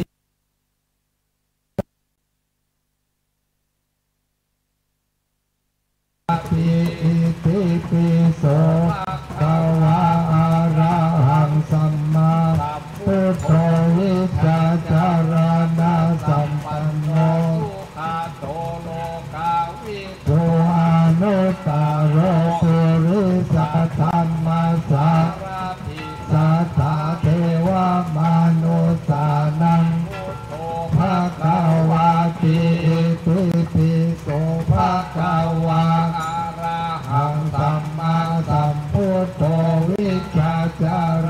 ณะสัมปันโนสุขโตโลกาวิทูอนุตตโรปุริสธรรมสารทิสัทธาเทวมนุสานังพุทโธภะคะวะติอิติปิโสภะคะวะอะระหังสัมมาสัมพุทโธวิชาจารณะสัมปันโนสุขโตโลกาวิทูอนุตตโรปุริสธรรมสารทิสัทธาเทวมนุสานังพุทโธภะคะวะติอิติปิโสภะคะวะอะระหังสัมมาสัมพุทโธวิชาจารณะสัมปันโนสุขโตโลกาวิทูอนุตตโรปุริสธรรมสารทิสัทธาเทวมนุสานังพุทโธภะคะวะติอิติปิโสภะคะวะอะระหังสัมมาสัมพุทโธวิจารณะสัมปันโนสุขโตกาวิทูอนุตตโรปุริสธรรมสารทิสัทธาเทวมนุสานังพุทโธภะคะวะติอิติปิโสภะอะระหังสัมมาสัมพุทโธวิชาจารณะสัมปันโนสุขโตโลกาวิทูอนุตตโรปุริสธรรมสารทิสัทธาเทวมนุสานังพุทโธภะคะวะติชยันโตโพธิยาโมสักยานังนันทิวาตโนเอวังตวังวิชโยโห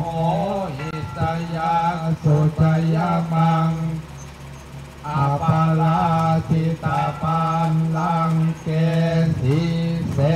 ปัทวิโปกคาเลอภิเสเกสา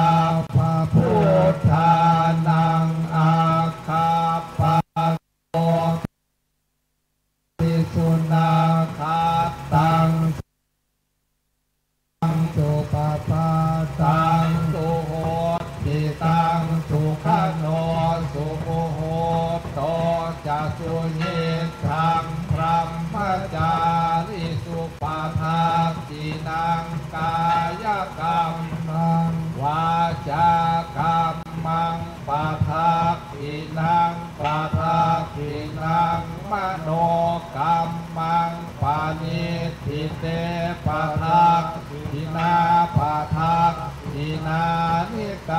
ตัว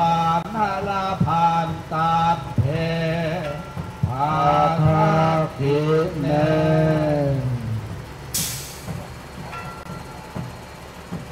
ครับในขณะนี้การทานนะครับโอ้เหรียญนะครับเป็นโชคเป็นใจเนอะคนใดเก็บได้คนใดเก็บได้เอาไว้เป็นของขวัญของในกระเป๋านะครับเป็นโชคเป็นใจ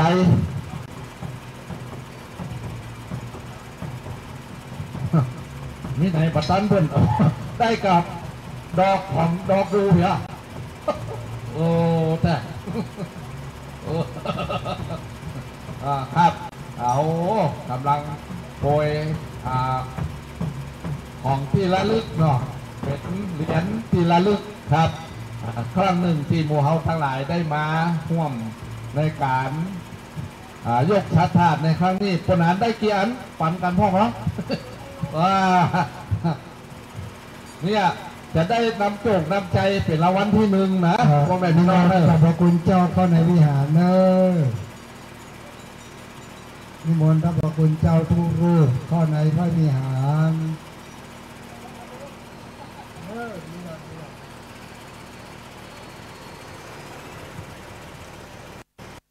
10 โมงเช้าฝ่ายน้อยนี่เข้าในวิหารเนอะสภาทุกคนก็เข้าในวิหาร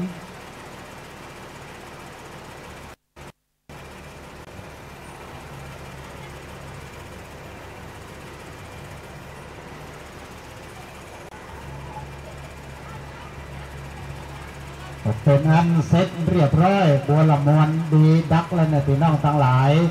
บุญกุศลเกิดขึ้นกับหมู่เฮาทั้งหลายก็ขอให้ท่านได้เข้าไปร่วมพิธีในวิหารแห่งกรรมนะครับเรียนเชิญเนอะเอาบุญเอากุศลไปกันเอาแล้วเอาแถมบุญมาได้หับมาได้มาทั้งใดพ่องเฮาก็เอาเมื่อละนะครับเพราะว่าบุญจะเป็นกั้มจูอุดหนุนเฮาเพื่อได้พบปะกับสิ่งที่ดีๆกันต่อไปบอกว่าจากนี่หรือว่าจากหน้า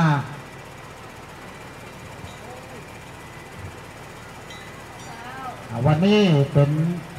จบชะตาหน้าบุญหมู่เฮาอย่างขนาดนักนะครับที่ได้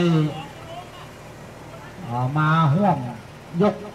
ยอดชัดเอาวันนี้แม่ป้อนงามเด้อวันนี้นะโอ้ตื่นอกตื่นใจ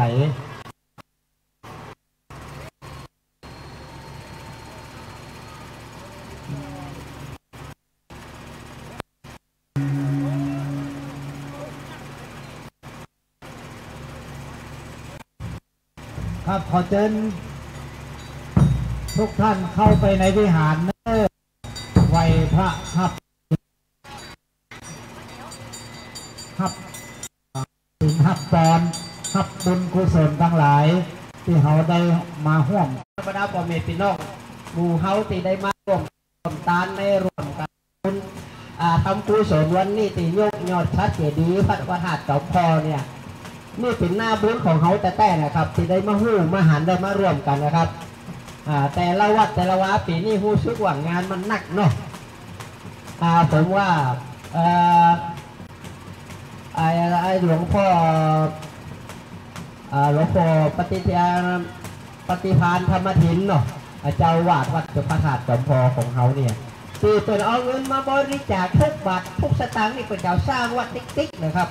สร้างติ๊กๆนี้อย่างที่จะสร้างต่อไปมันจะต้องมีอยู่นะครับดูเต้นอยู่ตั้งข้างนอกเต้นอยู่ห้าง2 หลังวันนาอาจจะเป็นศาลาก็ได้นะครับไว้ต้องออกกำให้มันกว้าง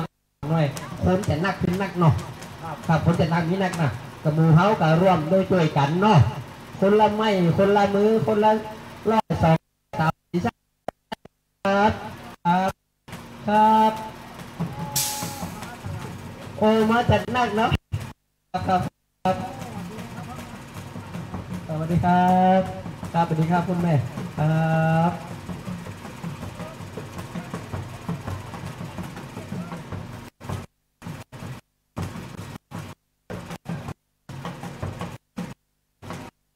เป็นข้าวตอกเลยที่ล่าลึกที่เป็นมาจากเจดีย์อันที่ยกชั้นแต่กี้นะครับ เก็บเอาไปไว้ โลหนึ่ มี งสอง งา สาม พระพุทธรูป สี่ห้าหกเจ็ดแปด เด้อ เก้าสิบ เอาไว้กราบไว้บูชานะครับมันเป็นของสูงครับเขาจะได้บุญได้กุศลครับอันนี้เป็นสุรที่เขาได้นับถือพระพุทธศาสนาพุทธของเขามานี่นะครับบรรดาพี่น้องวันนี้พุทธหนาผาข้างกันนักอยู่เนาะนักอยู่นะครับ ครับสนามเดี๋ยวเขาเชิญทุกท่านเข้าไปในวิหารก่อนเนาะ ได้ครับได้ครับ เข้าไปในวิหารแล้วก็เดี๋ยวเขาจะได้ไปทำพิธีแต่เมื่อเขาออกมาจะฟ้อนจะรำอะไรยังติวหรือว่าจะมีอะไรยังแสดงก่อนได้เลยทางนั้นนะครับ ต่อเลยว่านี่วันค่ำเนาะ วัน เต็ นี้ มที่แล้วครับวันเนี้ยเอาเต็มที่แล้วเนาะ ครับวันนี้เอาเต็มที่เลยครับ วันนี้มีความสุขขนาดนักครับผม ครับแล้วก็มีหลายๆท่านได้มาจากให้หอมกันที่นี่แล้วก็มีหลายๆท่านได้มาตั้งโรงทานก็ขอให้เป็นบุญเป็นกุศลติดตัวทุกท่านไปตั้งแต่พบนี่ไปจนถึงพบหน้านะครับ แล้วก็ตุงยาวๆนั่นน่ะตุงวันบุญนาคจอมทำเนี่ยประธานสภาวัฒนธรรมอำเภอเวียงป่าเป้าเนี่ยเป็นคนขึ้นลำตำสร้างก็มีพี่น้องหมู่เฮาได้ไปช่วยกันหลายท่านก็ขอให้ได้บุญได้กุศลด้วยกันนะครับแล้วก็ แต่ง่ายๆนะครับตุงฝังหวาเนี่ยนะกลัวจะสารได้กลัวจะสารจะทำได้เนี่ยเอาใจเวลาหมื่นเนาะ เหมือนนักแก หมื่นนักแกนะครับผมว่าหูสวยสดงดงามครับเป็นสีเหลืองอารามก็กับมีดอกประดับประดาครับเขาอยู่บ้านอยู่จองถ้าเขาไปไหนกับหูหันเนาะเขาต่อมาอย่างเงี้ยมันม่วนครับมันมีความสุขด้วยเหรอ อยู่บ้านในเมียจะจมลงนะผมว่าละ ท่านได้จะเขียนชื่อใส่ผ้าห่มพระธาตุไปเขียนเนี่ยเนอไปเขียนเนี่ยนะครับเขียนชื่อตัวท่าน เขียนได้เลยครับเขียนได้เลยครับชื่อนามสกุลเขียนใส่ผ้าติดกระโหประทาครับเกิดมาจากนาจะได้ผ้าจะได้หนูผ้าแพ้เนาะสวยสดงดงามเนาะอาจจะเป็นสีเหลืองสีแดงสีขาวอะไรก็แล้วแต่นะครับสัจจะอธิษฐานเอาตัวเนอร์ครับ ก็เดี๋ยวเขาเข้าไปในวิหารเนาะครับผมเพราะว่าอันนี้ท่านได้ติ่มบัดได้เข้าไปเดือดเขียนชื่อใส่ตีพระธาตุท่านตีผ้าเนาะผ้าห่มพระธาตุก็เขียนได้เลยนะครับจะให้จะห้อมแต่ได้ก็ตามเจตนาสถานเลยก็ขอบคุณมาในโอกาสนี้นะครับก็เดี๋ยวก็จะขอปิดเครื่องตั้งนี้เข้าไปตั้งในวิหารในก่อนเนอร์ไปทำพิธีเสร็จแล้วบึกก็จะปิกออกมาแห่งครั้งหนึ่งนะครับท่านได้จะต้องการของเย็นๆนะต้องการไอติมนะคณะสัทธาสันติการามห้องนอดนะครับก็เอาไอติมมาบริการที่ใกล้ๆกับกล่องบริการนี่นะครับไปเอากันได้เลยนะครับ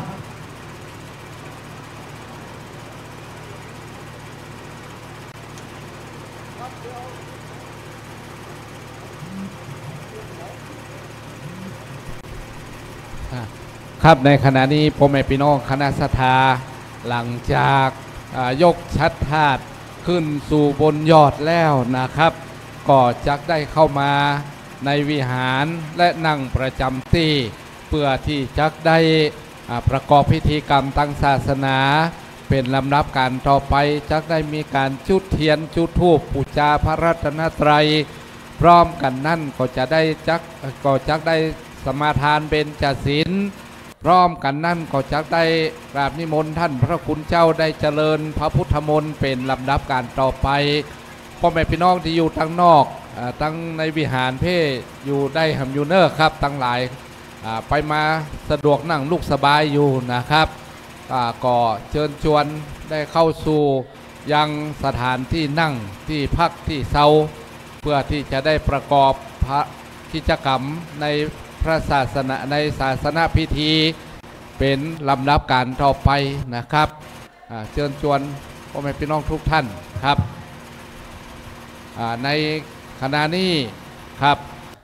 ท่านพระคุณเจ้าท่านพระสงฆ์ก็ขึ้นนั่งอยู่บนอาสสงฆ์นะครับพร้อมกันนั่นพ่อแม่พี่น้องก็ทยอยกันเข้ามาต่อไปก็จะได้ประกอบพิธีกรรมทางศาสนาจุดเทียนจุดธูปเป็นลำดับการต่อไปนะครับ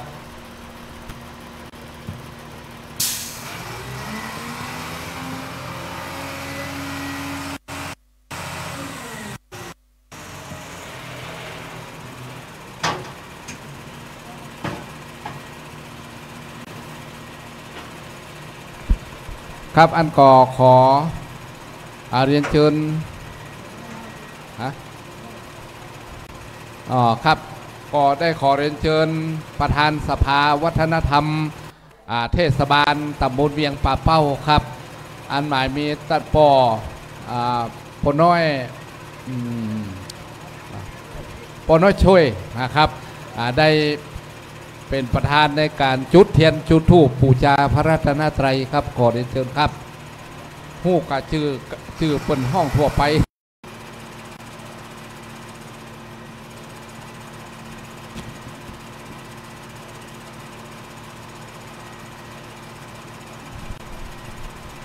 ครับในขณะนี้ประธานจุดธูปเทียนบูชาพระรัตนตรัยก็หมายมีป้อบุญช่วยเท้าประโรงครับประธานสภาวัฒนธรรมเทศบาลตำบลเวียงป่าเป้าเป็นประธานจุดเทียนจุดธูปจุดเทียนเล่มที่หนึ่งบูชาซึ่งยังพระธรรมเล่มที่สองบูชาซึ่งพระวินัยอันเป็นคำสอนและข้อบัญญัติที่องค์สมเด็จพระสัมมาสัมพุทธเจ้าได้มอบหมายให้กับหมู่เฮาทั้งหลายครับพร้อมกันนั่นจุดธูป3เล่มเล่มที่หนึ่งความหมายบูชาซึ่งพระปัญญาที่คุณเล่มที่สองบูชาซึ่งพระบริสุทธิ์ที่คุณเล่มที่สามบูชาซึ่งพระมหากรุณาธิคุณขององค์สมเด็จพระสัมมาสัมพุทธเจ้าที่มีเมตตามีกรุณาต่อเวนยสัตว์ทุกหมู่เหล่า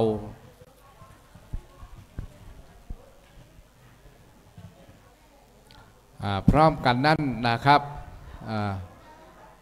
พอได้ประเคนครับประเคนขันศีลครับประเคนแล้วครับขันศีลประเคนแล้วปอ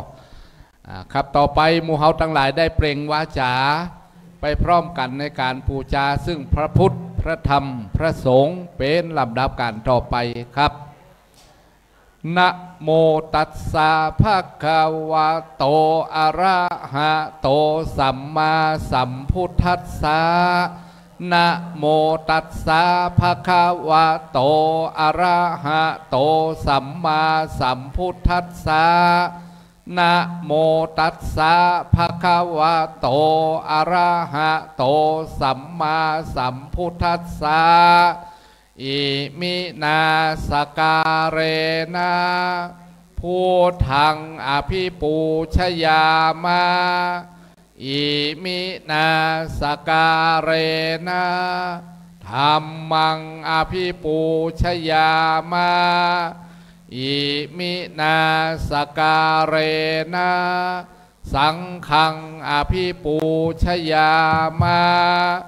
อะระหังสัมมาสัมพุทโธภควาพุทธังภควันตังอภิวาเทมิกราสวากขาโตภควตาธัมโมธัมมังนามัสสามิสุปฏิปันโนภควโตสาวกสังโฆสังฆังนามามิต่อไปสมทานเบญจศีลครับมะยังพันเตวิสุงวิสุงลักขณัฏฐายาติสระเนนะสหปัญจศีลานิยาจามาตุติยัมปิมายังพันเตวิสุงวิสุงลักขณัฏฐายาติสระเนนะสหปัญจศีลานิยาจามาตาติยัมปิมายังพันเตวิสุงวิสุงลักขณัฏฐายาติสระเนนะสหปัญจศีลานิยาจามานะโมตัสสะภะคะวะโตอะระหะโตสัมมาสัมพุทธัสสะนะโมตัสสะภะคะวะโตอะระหะสัมมาสัมพุทธัสสะนะโมตัสสะภะคะวะโต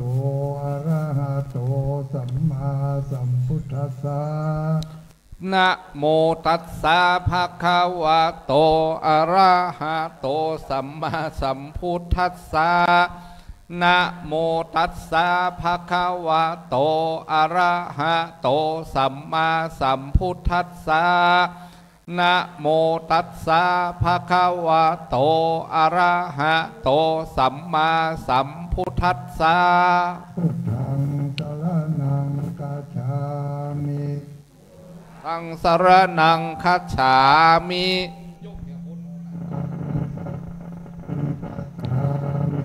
ธัมมังสรณังคัจฉามิ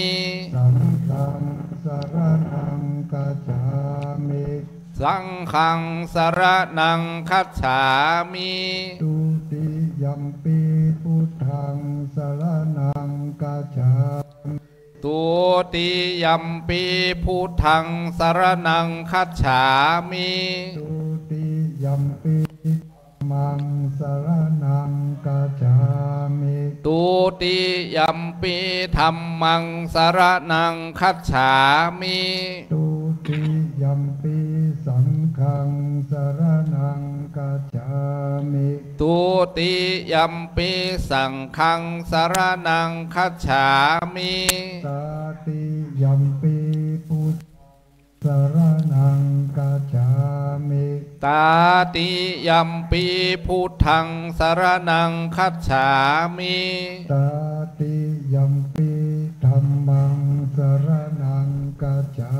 มิตาติยัมปิธัมมังสรณังคัจฉามิตติยัมปิสังฆังสรณังกัจฉา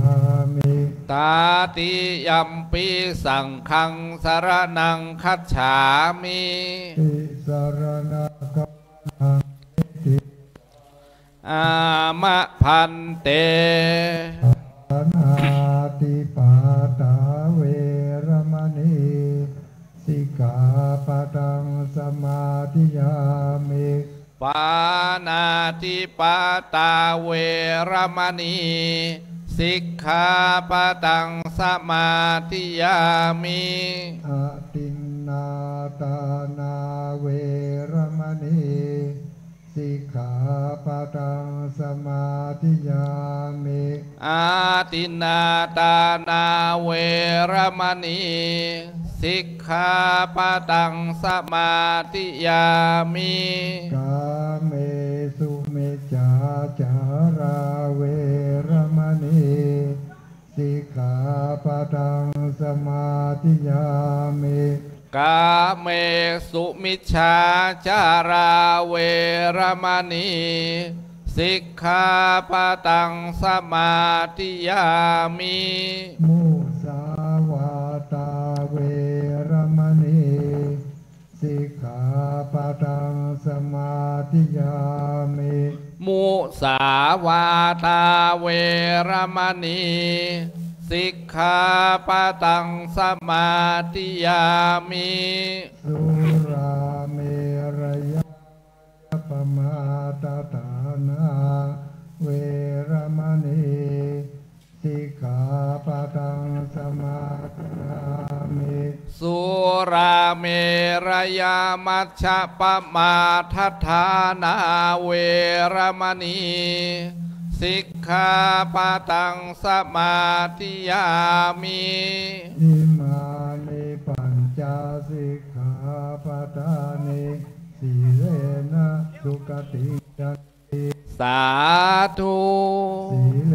นะโภคสัมปะสาธุสีเลนะนิพุติยันติตัสมาสีลังวิโสทะเยสาธุวิปติปฏิภาหายะสัพพสัมปติสิทธิยาสัพพทุกขวินาศายะปริตังพรูทะมังคะลังวิปติปฏิภาหายะสัพพสัมปติสิทธิยาสัพพพยาวินาศายะปริตังพรูทะมังคะลังวิปติปฏิภาหายะสัพพสัมปติสิทธิยา สัพพะโรคะวินาศายะปริตังพรูทะมังคะลังสิขลาตเตจันตริเควิมาเนทิเปรเทจักเมตรุวนาคาเนอารามเมวัตุมิเขเตภูมิธาทโยจตุโลกปะระลาจายมาลาจายโดเวสวนาราจาริยเมตโยโพธิสัตตาริยสาวกาปุโรจนะกัลยาณาจสัมมาทิฏฐิเยวะพุทเทปัสสนาธัมเมปัสสนาสังฆเปปัสสนาพุทเทสกรวะธัมเมสกรวะสังฆสกรวะอิโตทานาโตยาวะปรัมปรายิมัสมิสุจักวาเลสุเทวตายังมุนิวรวัจนังสาธโวโนสุนันตุธรรมสวนาคาโลยัมปทันตาธรรมสวนาคาโลยัมปทันตาธรรมสวนาคาโลยัมปทันตานะโมตัสสะภะคะวะโตอะระสัมมาสัมพุทธัสสะนะโมตัสสะภะคะอะระหะโตสัมมาสัมพุทธัสสะนะโมภะคะวะโตอะระหะโตสัมมาสัมพุทธัสสะพุทธังสรณังกัจฉามิธัมมังสรณังกัจฉามิสังฆังสรณังกัจฉามิทุติยัมปิพุทธังสรณังกัจฉามิทุติยัมปิธัมมังสรณังกัจฉามิทุติยัมปิสังฆังชีวิตังยาวานิปานังสารานังกัจฉามิตติยัมปิสังฆังชีวิตังนิพพานังสารานังกัจฉามิสัมพุทเทอัฏฐเวสัญจาวาจาสัญจาสังฆาสเกปัญจสัตตาสังฆานามามิสิราสาหังเตสังธัมมัญจาสังกัญจาอัตถเลนะนามามิหังนามากาลานุภาเวนะอันตวาสัพเพอุปัฏฐาเวอเนกาอันตรายาปิเวนะสันโตอาเสสะโตสัมพุทเทปัญญาปัญญาจตุเวสาติสหัสสะเกตัสสะสัตตาสาเนนามาเมสิราสาหังเตสังสังกัญจาอัตถเลนะนามาเมหังกาลานุภาเวนะอันตวาสัพเพทาเวอเนกาอันตรายาปินาสันโตอาเสสะโตสัมพุทเทตาราสะเตอัตตาจตาริสาสะเกวิสาติสัตตาสังฆาสานิเมสิราสาหังเตสังธัมมัญจาอัตตาเลนะนามาเมหังนามานุภาเวนะอันตวาสัพเพอุปัฏฐาเวอเนกาอันตรายาปิเวนะสันโตอาเสสะโตนะโมอะระหะโตสัมมาสัมพุทธัสสะสิโนนะโมอุตตมะธัมมัสสะคาตาเสวะเตนิตานะโมมหาสัพพิเวสุตาสีลาติติโนโอมาตยาราตาสารตานัตสัสสะทุกังนะโมโอมากาติตัสสะวัจจวัตถุตายาสาปินะโมกาลาเมนาวิกาจันตุอุปัฏฐาวานะโมกาลานุภาเวนะสุวัติ สัพพทานะโมกาลาสาเตเจนะเอโหมิเตสวาอาเสวนาจาปาปันทิตานัญจาเสวนาปูชาจายานังเอตัมมังกาลาโมตามังปาติโรกาตาปุญญาตาอัตตาสัมมาปานิติจาตัมมังกาลาโมตามังพาหุสัสเสปัญจเวนาโยจาสุเสเกโตสุภาจายาวาจาเอตัมมังกาลาโมตมาตาปิตุอุปาทานังปุตตาตาลาจาโหอานากุลาจากัมมันตาเอตัมมังมุตตามังอาราติเวราติปาปามาจาจะสัญญาโมเอตัมมังกาลาโมตามังการาโวจานิจะสันโตติจากาตัญโยตากาเลมาสาวานังเอตัมมังกาลาตามังกันติจาโสวาจาสาตานานันจาทัสสานังกาเลนะธัมมาสาเอตัมมังกาลาโมตามังตาโปจาพรัมริยัญจาอาริยาสัจจานาทัตนิพพานาจาเจกิริยาจาคาลาโมตามังพุทธัสสะโลกาธัมเมยาสานากัมปติอาโศกังวิราจังเอตัมมังกาลาโมตามังเอตาทิสาตวานาสาปะธรรมาปาราจิตาโสติกาจันติตันเตสังมังกาลาติมหามังกาลายังกินเจเวตังเอตามหาหุรังวาวายังราตานังปานิตังนาโนสามังตาตากาเตนะอิตัมเปปุเทราตานังวาเตโอนโตกายังเวรากังอามาตังปานิตังสักกาสักกายามุนิสัมมาหิโตนะธัมเมนะสัมมาติกินเจอิธัมปิธัมเมปานิตังเอเตนะสัจเจนะเทโอนตุยัมพุทธาเสโตปาริวันนาเยสมาธิมานันตาลิกัญญามาโห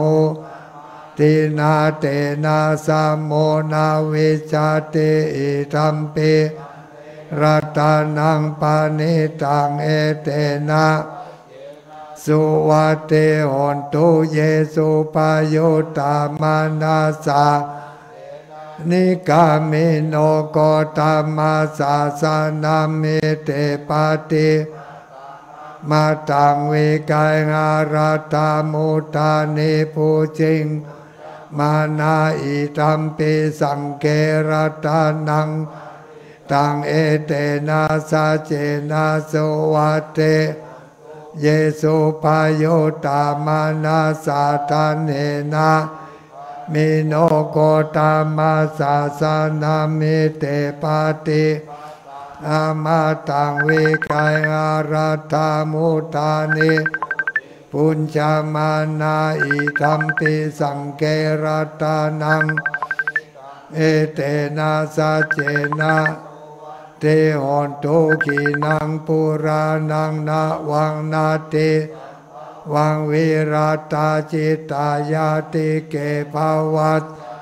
เตขีนาปิจาอาภิรุณิจันตานิ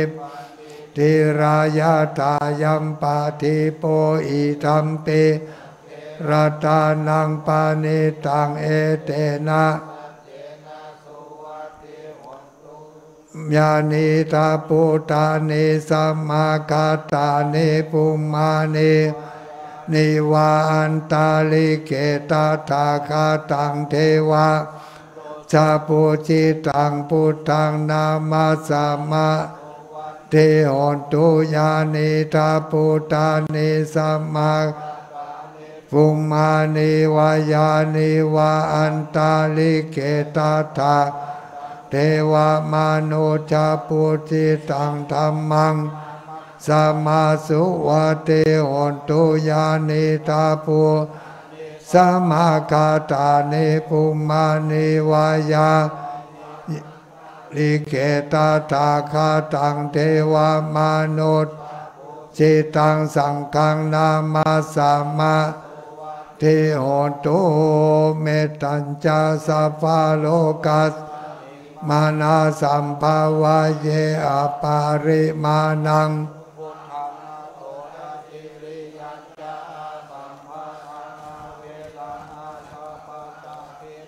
จารังนิสินโนวาสายโนวายาวาตัสสะมิโตเอตังสติงอาตินทยาพระมะวิหารังอิตามาหุติตินจาอนุวัตัสสะเนนาสัมปันโนกาเมสุเวเกตังนาหิจตุกาปัสสยังติเตการณิยะสุตั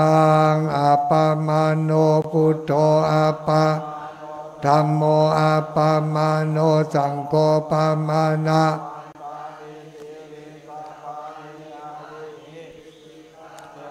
ปิติโอนานาปิสาราภูโมสิกากาตาเมกาตาเมปาริตาปาติกามันตุปุตานินะโมภะคะวะโตนะโมสัตตันนังสัมพุทธานังอิติปิโสภะคะวะสัมมาสัมพุทโธวิชาจารณะสัมปันโนโลกาวิทูอนุตตโรปุริสธรรมราติสัทธาเทวมนุสสานัง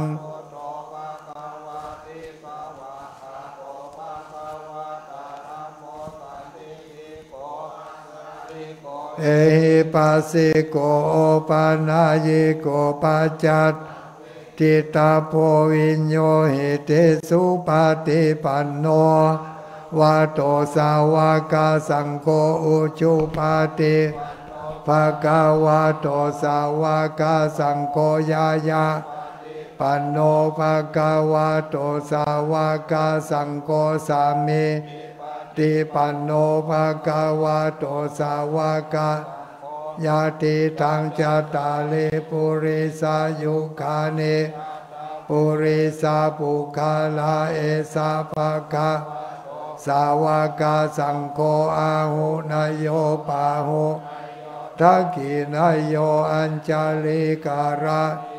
อนุตตรังปุญญักโลกัสสาเตปาหุงสาสัมมาตัสสาวุตันตังกริเมการังโอติตาโกรัตนามารังตานาทิธรรมาวิธินามุนินโตตันเตจัสสะภาวันตุเต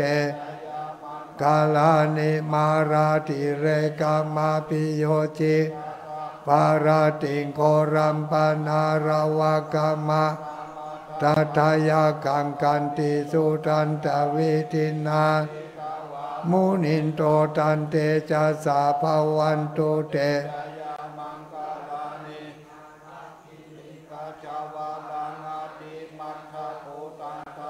กิจกรรมาจาเนวาสุตารุนันตังปุเสกเวทินาจิตาวามุนินโตจัสสะภาวันตุเตจยามังอุกิตาคาคามาติหาตาสุตารุนันตังติโยจานาปะตังกุริมาละวันตังอิติคาตามาโนจิตาวามุนินโตตันเต ภวันตุเตชะยะมังคลานิกาตวานากาตาอิวากาปินิยาจินจายาตุตาวาจานังกายามาเจสันเตนะโสมาวิทินามุนินโตตันเตจะสาภวันสัจจังวิหายามาติสัจจกาวาทะเกตุงพิโลปิตามานังอติอันทาปูตังปฏิปัจจาริโตจิตาวามุนินโตภวันตุเตชะยะมังคลานิปานันทาปูจากังวิปุทังมาหิติงปุเตปูจาเกนาธรรมาปยันโตอิโตสาวิตินาจิตาวามุนินโตทันเต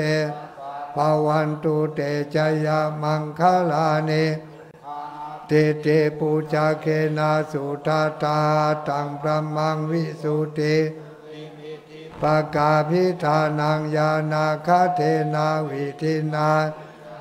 มุนินโตตันเตจะสาภวันจยามังคลานิเอตาปิพุทธจยามัง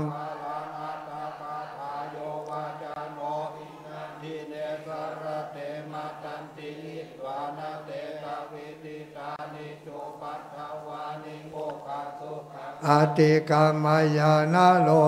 ปัญโยมหาการุณิโกนาโถยสัพพะปานินางปุเรตวปารมิสัพพะสัมโพธิมุตตมังเอเตนะสัจวะเจนะเตชะยะมังคลังจายันโตโพธิญามูเรยานังนันทิวัตโนเอวังตวังโหหิจายาสุจายามังคะเลอาปาลา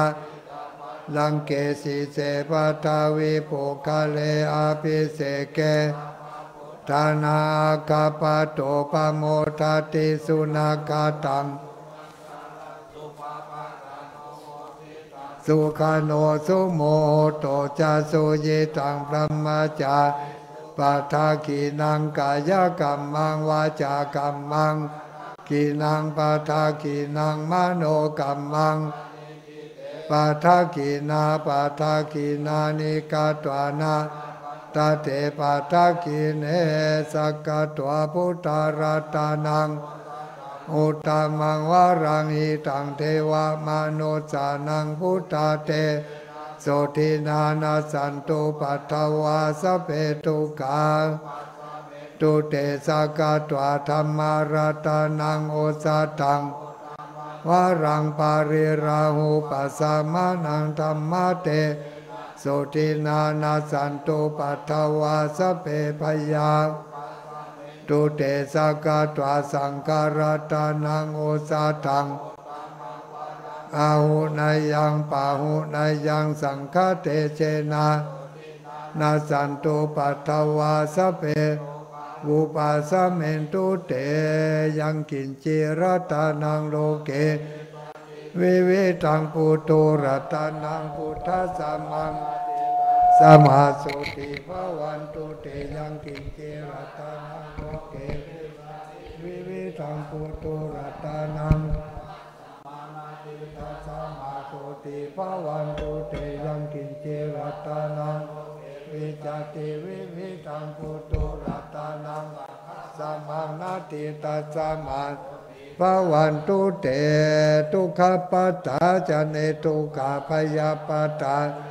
พยาโสกปัตตาจะเนโสกาหุนตุสัพเพปิปานิโนจาเมหิสัมปะทังปุญญาสัมปะทังสัพเพเทวาสัพพะสัมปติสิทธิยาทานังทัตันตุสัตตายาลักขันตุสัพพะทาภาวนาปิลาตาหุนตุกัจจันตุกตาสัพเพปุตตาปลาปตาปเจกานันอรหันตานันจะเตเชนะปันตามิสัพพะโสสุโขพุทธานังอุปาโทสัทธมเตสนาสุขาสังฆสสามาเก กานังตาโปสุโขคติโยเสโตชาเนโกตาปาติจายโนวิชาจารณาสัมปันโนโสเสโตนุเสติวาตาปาติอาทิโจรติมาปาติจันติมากาติโยตาปาติเตจาสาละมาลาปาสันตุติปาระมังทานังสาสาปารมายาตินิปานังปะมังสุขังครับก่อนที่เราจะได้ถวายจักได้เชิญพ่อแม่พี่น้องทุกท่านเราได้โอกาสน้ำส้มปล่อยกันก่อนเนาะหลังจากนั้นสุมาควตาลอัญเชิญเทวบุตรเทวดาเป็นลำดับการต่อไปครับสาธุโอกาสาคาแต่พระปัญจารัตนาพระเจ้าเกี่ยวหาจำพวกมีองค์พระสัมมาสัมพุทธเจ้าเป็นเก้าเป็นประธานอันสถิตสำราญในวัดที่นี่เป็นเก้ามีพระพุทธรูปสถูปเจดีย์ไม้สลีมหาโพธิ์ลูกค้าและพระบาทอันทะปันนาตั้งไว้กับศาสนาติสามีพระธาตุพระธรรมพระปิฎกะพระสังฆาพระกรรมฐานครูบาอาจารย์สตมหาประธานอันสถิตสำราญยังในเวียงและนอกเวียงตีหนใกล้และหนไกลจูแห่งจุติทัศนั้นเล่าหมายมีพระมหาจินนาถาเจ้าดอยตุงสุเทพส่วนดอกดอยคำดอยถ้ำหาริพุนชัย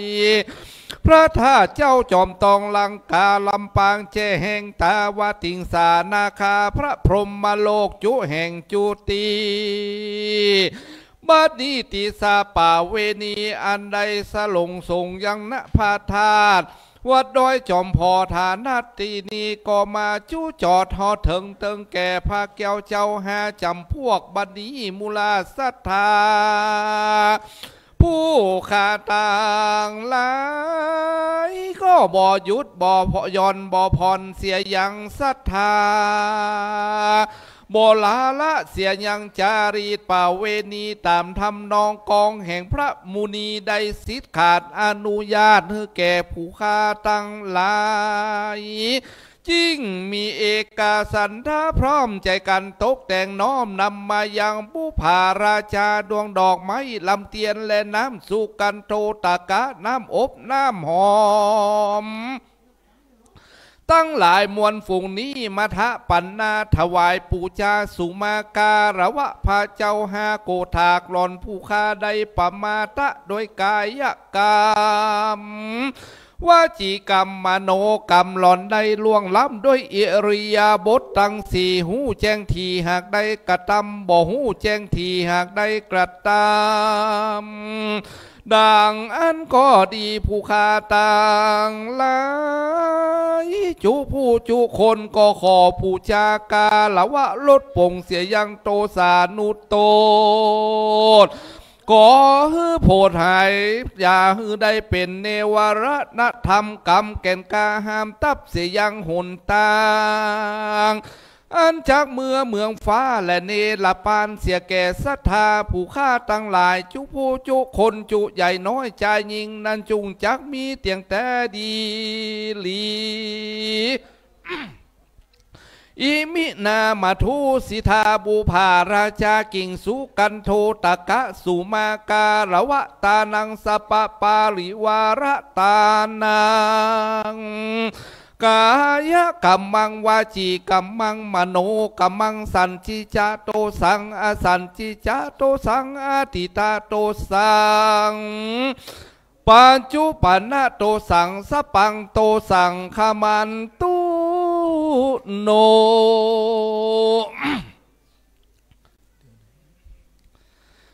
นะมามิมาทุบุภาราชตาเนโอตานาภิกหาราตาเนสปะวัตุนานา กีลานาปัจจยตาเนวราทักขินายเยกายะทวเรวาจิทวเรมโนทวเรสันจิจาปมาเตนะวาสันจิจาปมาเตนะวากายะกัมเมนะวาวาจิกัมเมนะวามโนกัมเมนะวาอาทิตาโตสังปัจจุปันนะโตสังสปังโตสังขมันตุโนสุนันทุพลโตเทวานาคาราชาอินโทยมาราชากัปละราชาธรานีสิริขุตาพิธานาอวาสารคาพิตามาตาปุภการาเทวโมทันตุตัสสมาตุมเหหิอนุโมทมานาโพนโตเทวาสังขายโยฟังราหมูเทพเต้าพรหมพฤกษ์ดาวเขตคงไข่ธรณีกายอากาศกว้างไพรพนมแผ่นดินกลมทั่วทุกดาวด่านดงรีอันอยู่ในนาทีน่านน้ำทุกเถื่อนถ้ำสุรสลีตั้งเส้นยามากมวลมีตั้งคีรีปะพาเตอสุเรอยู่ตัวดาวตั้งกลุ่มพันหาเท้าคันทพยักขายักเขียรอดอเวจีไตลาตั้งเต้าเทียราชอาจกล้ายมมาบานจตุโลกสี่องค์คานจอมเชื่องเงาเจิญตั้งเต้าเทียราชองค์อินอมรินนั้นอยู่จันฟ้าสอกามาอันเชิญมาตัวต่างคงโสราสาแผ่ถึงพรหมเจียงเจ้าตลาบต่อเต้าเนวสัญญาขอเชิญมาน้อมนุโมตนาตานมาเป็นพยานแห่งการตานฝูงนี้พร้อมนำไปยื่นน้อมยอถวายแก่พญาอินตาไปเทศนาไข่อ่านฮือพระบุญอันนี้สว่านเสงสาในโรงธรรมศาลาเป็นเก้าตลาบต่อเต้าเข้าสู่เวียงแก้วและเนรปานนันจุงจักมีเตียงแต่ดีลีจริงแดวาจาทะวาน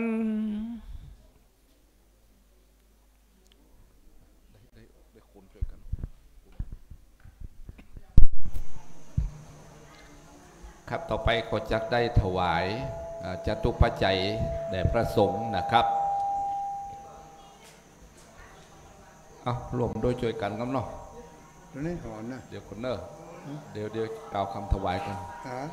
ตัวนี้หอนเดี๋ยวจะกล่าวคำถวายวางไว้ก่อน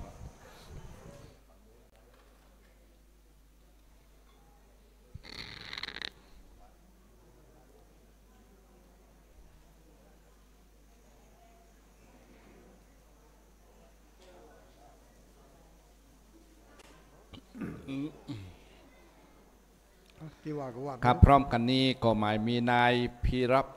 พัฒน์โพธิหงษาเด็กหญิงศิรินพ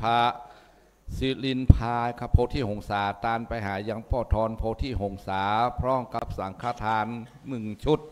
พร้อมกันนั้นนายสุเวศนางพรศิริกันทวงศ์พร้อมครอบครัวอุทิศตานไปหาป้อนวลและนายสง่าสาวงศ์พระประสิทธิ์สุเมธโสนายสุเวศนางพรศิริกันทวงศ์นางจันนอนนาคอุทิศตานไปหาป่ออินผลแม่มากันทะอึ่งโดยครับนางจันสวยพร้อมครอบครัวนางจันสวยทานศิลาพร้อมกับลูกเต้าเหล่าหลานได้ตาลสีนะครับที่ทาพระธาตุครับพร้อมกับเป็นปัจจัยถวายพระสงฆ์แถมครับก็ขอบุญกุศลนี้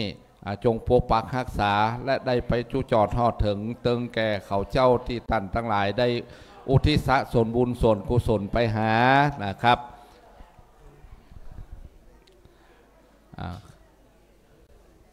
ตั้งนะโมพร้อมกันครับพระพุทธแถมอันนึงครับได้แล้วเนาะ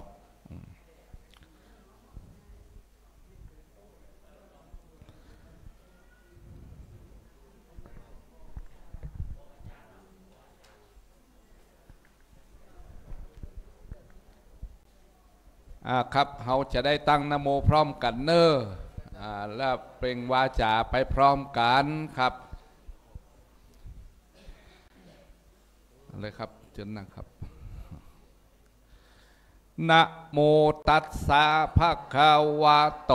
อะระหะโตสัมมาสัมพุทธัสสะ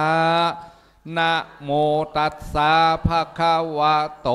อะระหะโตสัมมาสัมพุทธัสสะนะโมตัสสะภะคะวะโตอะระหะโตสัมมาสัมพุทธัสสะอิมานิมายังพันเตภัตตานิสปาริวารานิภิกขุสังคัสสะโอโนชยามะสาธุโนพันเตภิกขุสังโฆอิมานิ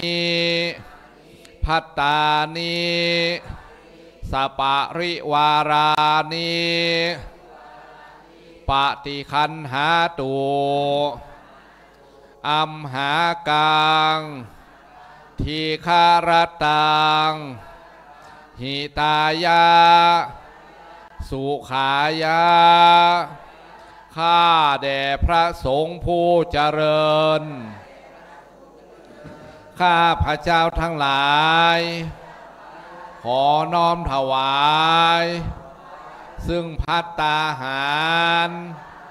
พร้อมกับของบริวารทั้งหลายเหล่านี้แก่พระสงฆ์ขอพระสงฆ์จงรับซึ่งภัตตาหารพร้อมกับของบริวารทั้งหลายเหล่านี้ของข้าพระเจ้าทั้งหลายเพื่อประโยชน์และความสุขแก่ข้าพระเจ้าทั้งหลายตลอดกาลนานเถิดสาธุครับเชิญได้ช่วยกันประเคนเนาะเชิญครับเชิญลูกหมู่พ่อใจเขาทั้งหลายครับปอดได้ไปถวายพระพุทธครับอยู่ใกล้ดูเจ้าห้องก่อเกณฑ์เลยครับเชิญครับเข้ามาประเคนท่านสะดวกปอน้อยปอมาลูกมาเจ๊ลูกแม่ลูกประเคนคนที่อยู่ใกล้สะดวกครับ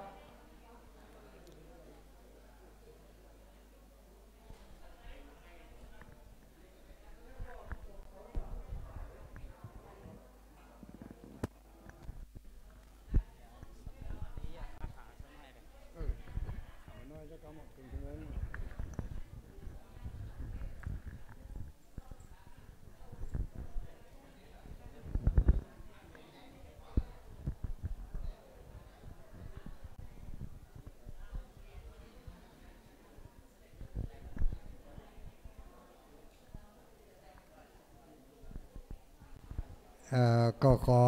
ความนอบน้อมองค์สมเด็จพระสัมมาสัมพุทธเจ้าขอน้อมอภิวาทพระสัทธรรมเจ้าขอน้อมนมัสการพระอริยสงฆ์เจ้า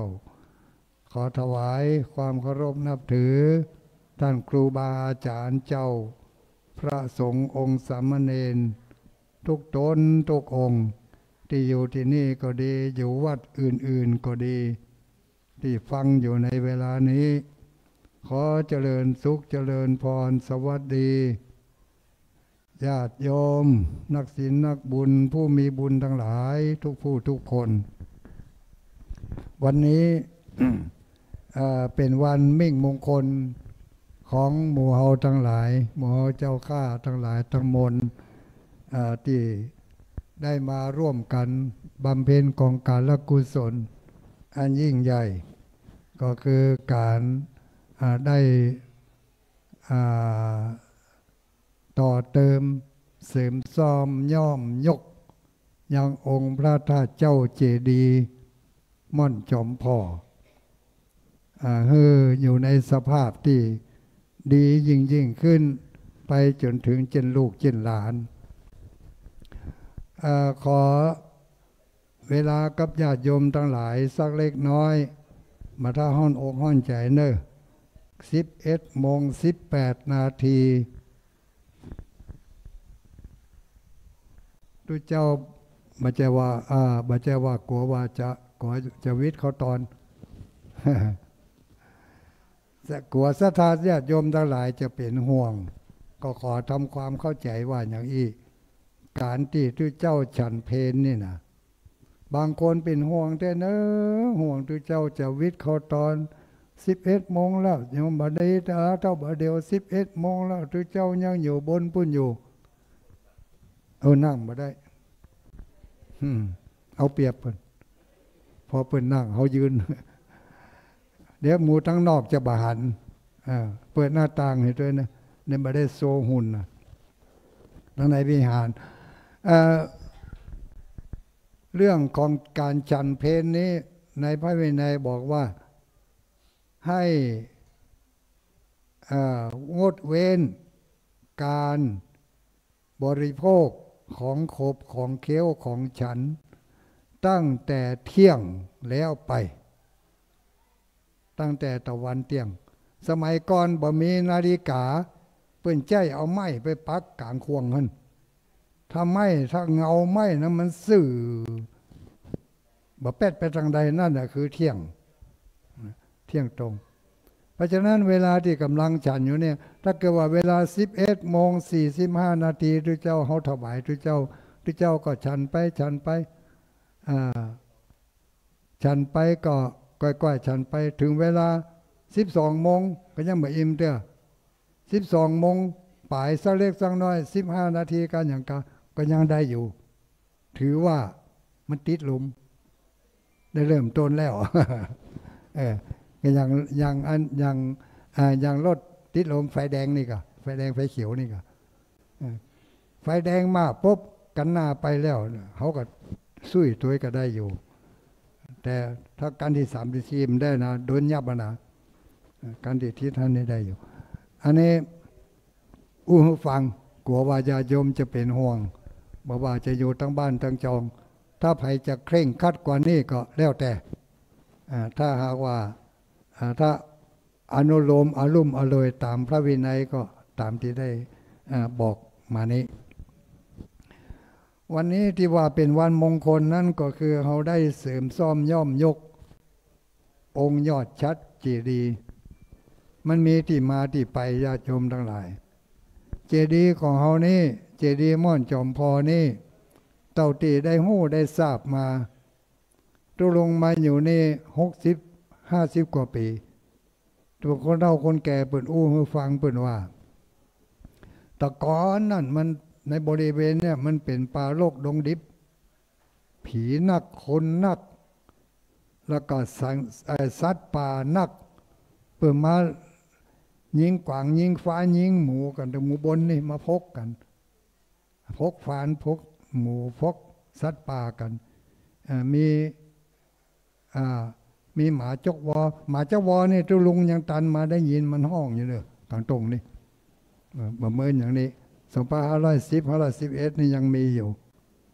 มาเจ้าวอห้องแล้วก็เสือก็ได้ยินอยู่แต่ว่า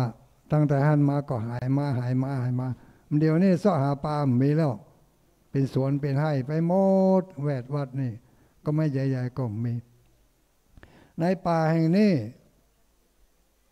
มีท่านพระคุณเจ้าที่ชื่อว่าพระครูบาสมภมิตรหรือว่าพระครูยติวัฒน์วิมล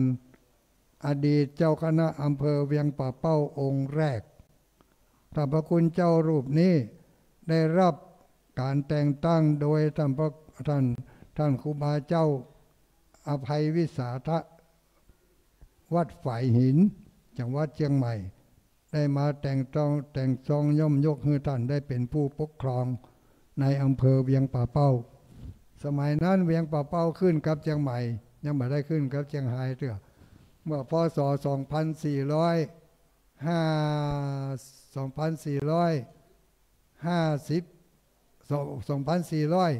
2470 ปลายนะ2473 ท่านครูบาพร้อมกับท่านนายอำเภอบวรอุทัยบวรอุทัยวิวัฒน์อีกเนาะอุทัยทวัฒน์ได้ชวนศรัทธาญาติโยมพี่น้องชาวบ้านพุทธบริษัทได้ขึ้นมาพอยังโบราณสถานอันเก่าแก่แห่งนี้มีสภาพบริเวณบอกว่าโอ้ที่นี่ก็คือเจดีย์ที่นี่มันเป็นวิหารที่นี่มันเป็นอุโบสถที่นี่มันจะเป็นสภาพเก่าของกุฏิ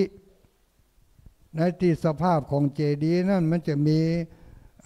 ใบหินบดินกีกอกันเป็นสุ่มไม้อย่างกับจุ่มปวก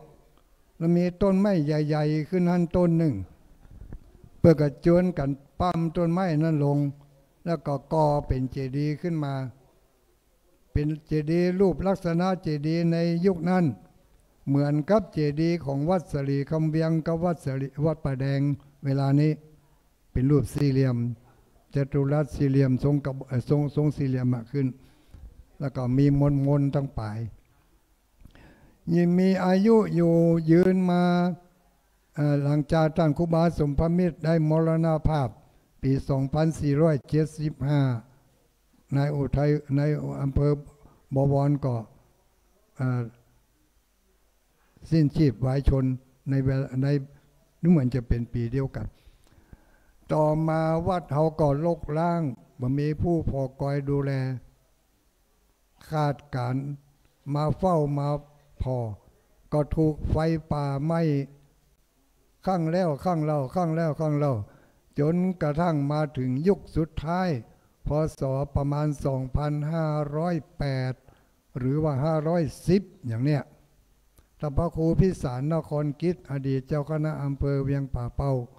เปิ้นก็ได้จวนคณะพระสงฆ์สามเณรมาอยู่กันมาปฏิบัติปัดโผเพี้ยวถางบูรณะเจดีย์มีการส่งน้ำพระธาตุเจดีย์นี่ทุกปีในวันเดือน6เพ็งก่อนจะมาส่งน้ำพระธาตุเนี่ยเปิ้นเพี้ยวหนตังขึ้นมาหมอกเป็นห้อมคนเดียวนี่มันเป็นป่าทั้งนั้นนะมูนี่แล้วก็ท่านพระครูวัดศรีคำเบียงยังบอกว่าเพี้ยวหมอกสัก4-5 วาเนี่ยแต่เอาเสือเอาศาสตร์เข้าปูกันแล้วก็ไปส่งน้ำพระกันสวดมนต์กันขอฟ้าขอฝนเป็นกรณีพิเศษถ้าปีใดฟ้าแรงฝนแรงเปิดก็มีการขอฝนแล้วก็ได้ผลบางปีนี่ส่วนมากแล้ว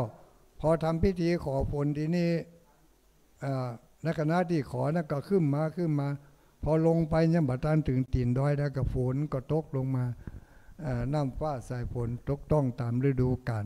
พี่น้องชาวบ้านก็ดีอกดีใจก็เลยเป็นที่ยกย่องแล้วก็เชิดชูของศรัทธาญาติโยมด้วยดีตลอดมาถึงปีพศ 2500 พระธาตุองค์เดิมที่ท่านสร้างเมื่อ 2473 นั่นได้เอียงไปอย่างเอียนี่เงี่ยงกังงังจะก้นแลบ่ก้นแลท่านพระครูพิสารนครกิจท่านพระครูอนุกิจธรรมโสพลเจ้าคณะอำเภอเวียงป่าเป้าคณะพระสงฆ์ทั้งหลายในอำเภอเวียงป่าเป้านี่ได้ปรึกษาหารือกันว่าจะขออนุญาตเตลือกุฏิศาลาเจดีย์หลังนั้นก็ได้เตลงเมื่อเตแล้วก็ได้ไปซ่อรูปแบบแปลงแถมใหม่โดยมีทางภายในมีท่านพระครูพิสารนครกิจตุลุงสมวัดเฟยไฮเป็นประธานพระครูอนุกิจธรรมโสพลนี่ก็เป็นผู้รองช่วยงานช่วยการต่างๆแล้วก็ทางภายนอกก็มีพ่ออุ้ยนายี่เป็นพ่ออาจารย์แล้วก็คณะศรัทธาญาติโยมหลายผู้หลายคนจำชื่อไม่ได้หรอกหลายผู้หลายคนก็ได้พากันสร้างแปลงขึ้นมาแถม โดยเปลี่ยนรูปแบบรูปทรงจากทรงสี่เหลี่ยมมาเป็นทรงปัจจุบันนี่เป็นเรียกว่าทรงย่อมุม12นี่นะแต่ความกว้างความสูงนั่นพอๆกันมาถึงพศ2545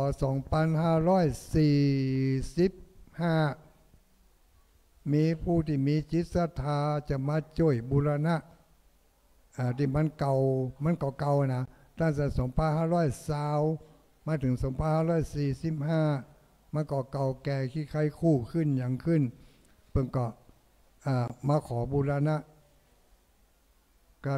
ทุกเจ้าก็ได้อนุญาตให้เปิ้นก็บอกข่าวให้ศรัทธาญาติโยมช่วยกันบูรณะในปี2545ครั้งหนึ่งแล้วก็ได้เปลี่ยนยอดชัดในปี2545นั่นเปลี่ยนยอดชัดทำไม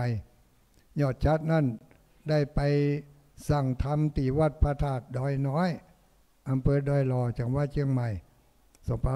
2545แล้วก็อยู่ต่อมา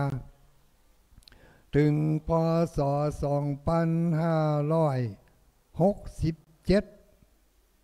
45ถึง67กี่ปีแล้วก็ได้มีเจ้าภาพมีจิตเจตนาได้ทรงนิมิตกำฝันว่าได้เอายอดธาตุที่เป็นยอดแก้วยอดคาถา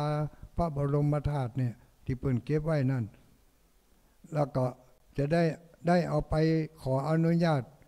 ติดไว้ที่วัดพระธาตุม่อนจอมพอเมื่อเพิ่นตื่นจากกำฝันแล้วก็กึดถึงพระธาตุม่อนจอมพอแล้วก็ได้มาขออนุญาตครับตุลุงว่าจะขอเอายอดชัดเสริมยอดเก่าให้มันดูเป็นของใหม่ขึ้นมาใหม่กับยอดนะแต่ถ้าจะเปลี่ยนถึงหมดบ่อนุญาตนี่นะแต่ถ้าหาว่าจะเอาการยอดแหลมๆนั่นน่ะยอดสุดท้ายพุ่นน่ะถ้าเอาการยอดนั่นมาก็ทำได้ก็ตัวลงก็เพิ่นก็ได้ไปเฮือช่างมาแปลงมาอย่างแปลงยอดแปลงอย่างทุกเจ้าก็ไปติดต่อกับรถขอรถมายกยอดชัดลงถ้าลำพังถ้าเขาแปลงปวนขึ้นไปยกลงมานี่มันยากกว่าจะได้กว่าจะทำได้แต่ว่าเมื่อยอดต้องปลายมันดูสีมันก็ดูดีดูงามเนาะสีเหลืองอิงชิงแหวงามขนาดแล้วพอตั้งทัดมาบางงามเห็นล่ะเก่าโคโลก็เลยโอ้ความแล้วอันติดแตกก็แตกติดจัดก็จัดอันติดต้นไม้ขึ้นก็มีก็เลยบอกว่ารูปเห็นไหมมดนั่นเนาะสีทองมันจะสักหมกใดก่อนนะก็เลยซื้อสีทองแถมใหม่เสี่ยงสีทองไปอยู่6 กระป๋องกัน6 กระป๋องประมาณ3 ลิตร4 ลิตรอย่างนี้นะ6 กระป๋องนึงก็มันจะแปลงไปซื้อตะวานี่กระป๋องสุดท้ายแต่ก็2007กับ2005 2005ตี2,520580กะพอเอาตังค์ให้เขาไปแล้วก็ทอนมา20 บาท2,000ไป80ต่อได้หัวก็ในเมื่อองค์พระธาตุก็ดูดีดูใหม่ทีนี้ก็สีก็ต้องแวดสีขาวสีอย่างนั้นโคโลธรรมะพอดีวันนั้นไปงานเหมือนยังนี่งานถ้าบัตรสัมมนาก็ที่ไหนสักทีเนี่ยไปงานพระธาตุเมเจดีย์ไปงานทำบุญอายุทำพระครูไพบูลย์ก็ไปป้าใส่คุณโยมคนหนึ่งถ้าจะมาทำมื้อนี้ที่เปิ่นอยู่ตรงงานเนี่ยก็อู้กันไปอู้กันมาเปิ่นก็บอกว่าเปิ่นเคยมาแอวแล้วก็บอกว่าเดี๋ยวนี้แย่มยังทาสีถาดเปิ่นว่าโอ้อันก็ขอหอมตัวเพราะว่าสีของผมมีหันปะเลอะก็เลยเอาเปิ่นก็เลยถวายสีมาสีขาวเอามาทาแวดนั่นนะอันนี้ก็ได้ส่วนสนับสนุน บุญเก่าบุญเดิมของเพิ่นที่จะได้ร่วมกัน เมื่อสี่องค์พระธาตุก็ดูดีอยู่พอไปพอมาหัวพระธาตุหัวแก้วหัวคำหัวเงินหัวทองนั่นมันเล่มน้อยตอนนั้นก็สมัย2546บุญเพราะว่าตอนนั้นนี่ได้เสริมรั่วหล่อพระธาตุก็มันเส้นน้อยเส้น4 หุ่นกับเส้น6 หุ่นแต่ก่อนนั้นมันก็แปลงเนาะเขียมตัวแปลงตัวแล้วก็สตางค์ก็บ่มีตัวก็ได้เอาให้ต่ออันมาหันปีนี้เล่มมันน้อยไปก็เลยบอกสลาเขาว่ามาเดี๋ยวนี้เขาเสริมองค์พระธาตุแล้วมาเดี๋ยวนี้เขาก็จะต้องได้เสริมหัวเปลี่ยนยกอันน้อยๆนั่นออกแหนั่นแหละที่เอามาตั้งแต่บนนั้นหัวอันน้อยๆแต่มันจะบอกเอาไปขว้างนะจะเอาไปแปลงอย่างอื่นอยู่ก็เลยเปลี่ยนหัวแต่ใหม่เปลี่ยนหัวขนาดใหญ่ขึ้นมาแต่น้อยหนึ่งนิ้วเกิงกับ2 นิ้วเป็นเล็กกว่าไนแล้วก็ลงสีทองแต่ใหม่ก็ดูดีดูงามเปล่งปลั่งขึ้นมาก็เดี๋ยวหมู่ฮ้อทั้งหลายได้เอาน้ำขมิ้นสมปล่อยนี่ไปสละสลงพระธาตุเจ้าเจดีย์ก็จะได้หันว่าสิ่งทั้งหมดทั้งมวลนี้ได้เสริมซ่อมย่อมยกขึ้นมาเป็นองค์ใหม่เขาก็จะได้มีความดีอกดีใจว่าวันนี้เขาได้มาร่วมกันซ่อมแซมยกชัดธาตุขึ้นไปประดิษฐานที่เก่าที่เดิมก็ขออนุโมทนากับญาติโยมทั้งหลายที่ได้ร่วมกันเป็นเจ้าภาพที่ไกลก็ดีที่ใกล้ก็ดีที่ได้หู้ข่าวว่าเขาจะมีการซ่อมแซมองค์พระธาตุเจ้าเจดีย์ก็มีจิตเจตนาให้หอมกันมาหอมมาตั้งโทรศัพท์นี่พ่องหอมมาตั้งซองพ่องซึ่งคงจะเอามาอ่านมาได้มันเวลามันก็บอกปอตัวแหลมยางก็อ่านยากตัวเป็นตาก็บอกมาอยู่ในโทรศัพท์นี่มหันอภัยเป็นภัย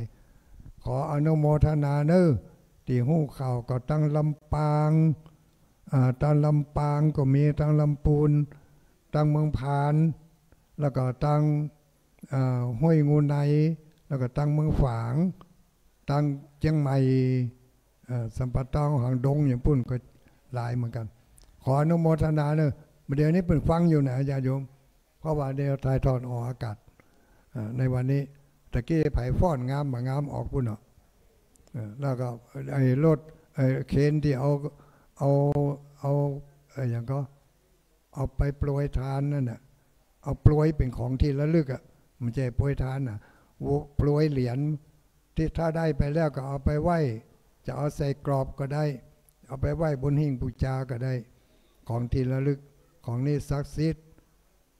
หยาดตกลงมาจากบนฟ้าบุญอันนี้จะได้ให้หมู่ทั้งหลายเก็บเอาไป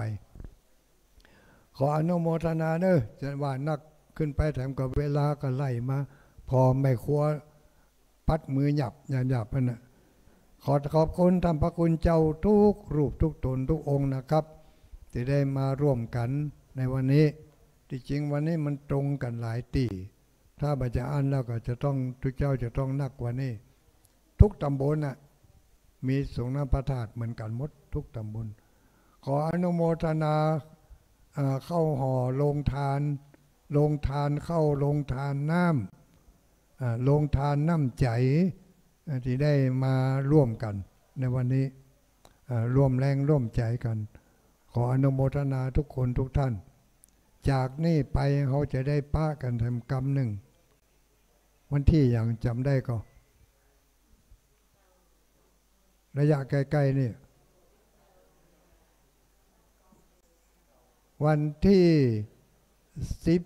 19 พฤษภาคม 2567นี่เขาจะได้ป้ากันทำกรรมเนอะงานมันอย่างวันที่19 พฤษภาคมป้ากันขึ้นเอาเนอะก็ เชิญชวนนะทุกคนทุกท่านถ้าบัดติดบักคัดอย่างที่ไหนที่จริงทุกเจ้าทีมเผยแพร่จะมาแล้วทุลุงบอกว่าถ้าไปงานนี่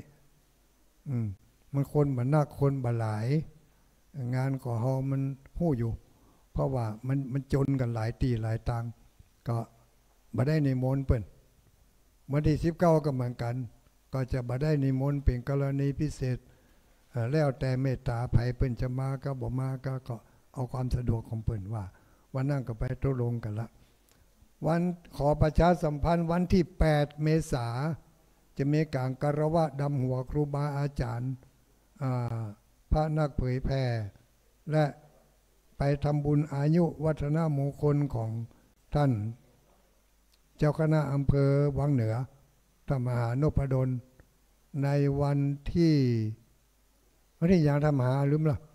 วันที่8 เมษายนไม่นะวันที่8 เมษายนไปป้ากันเนอที่วัดบรรพตสถิตลำปางแต่วันนี้ขอเอาซองมาแจกหน่อยก่อน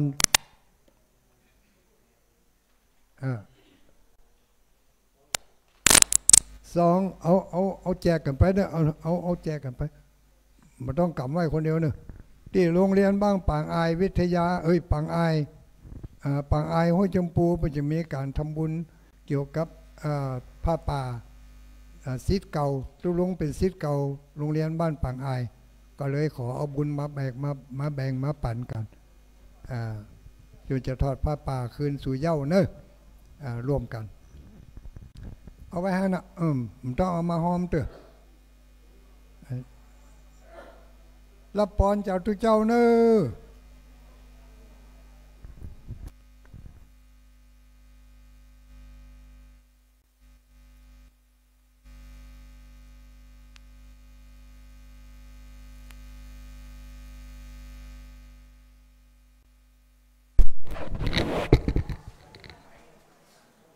เอาไปเผื่อหมูทั้งลุ่มด้วยเนอะผู้ไหนน้อยอกน้อยใจในศาลาในเต้นไม่ได้วะมันได้สองขาวอ่ะ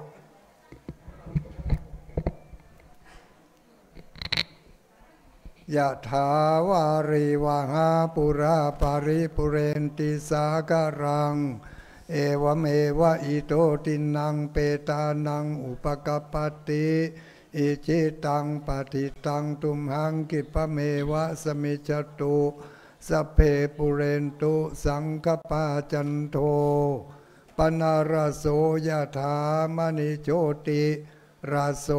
ยถาสัพพิติโยวิวัจจันโตสัพพโรโควินาศตุมาเตภวัตวันตรายโยสุขีกายุโกภวะอภิวาทสิ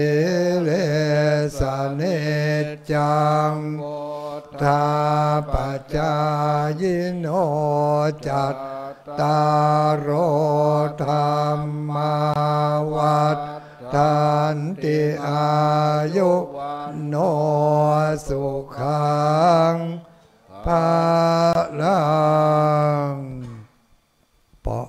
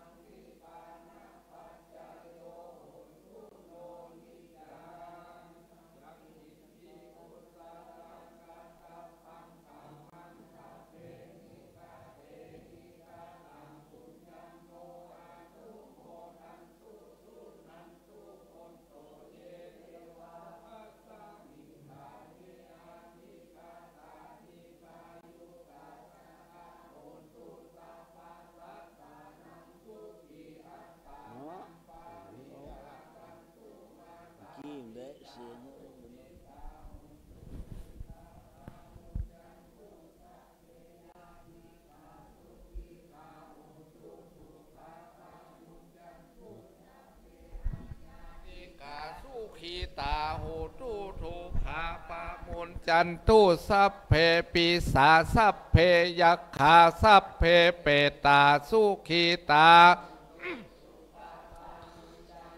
สัพเพนักขัตตาสุขีตาโหตุทุกขาปามุจจันตุสัพเพเทวาสุขีตาโหตุทุกขาปามุจจันตุสัพเพอาจาริโย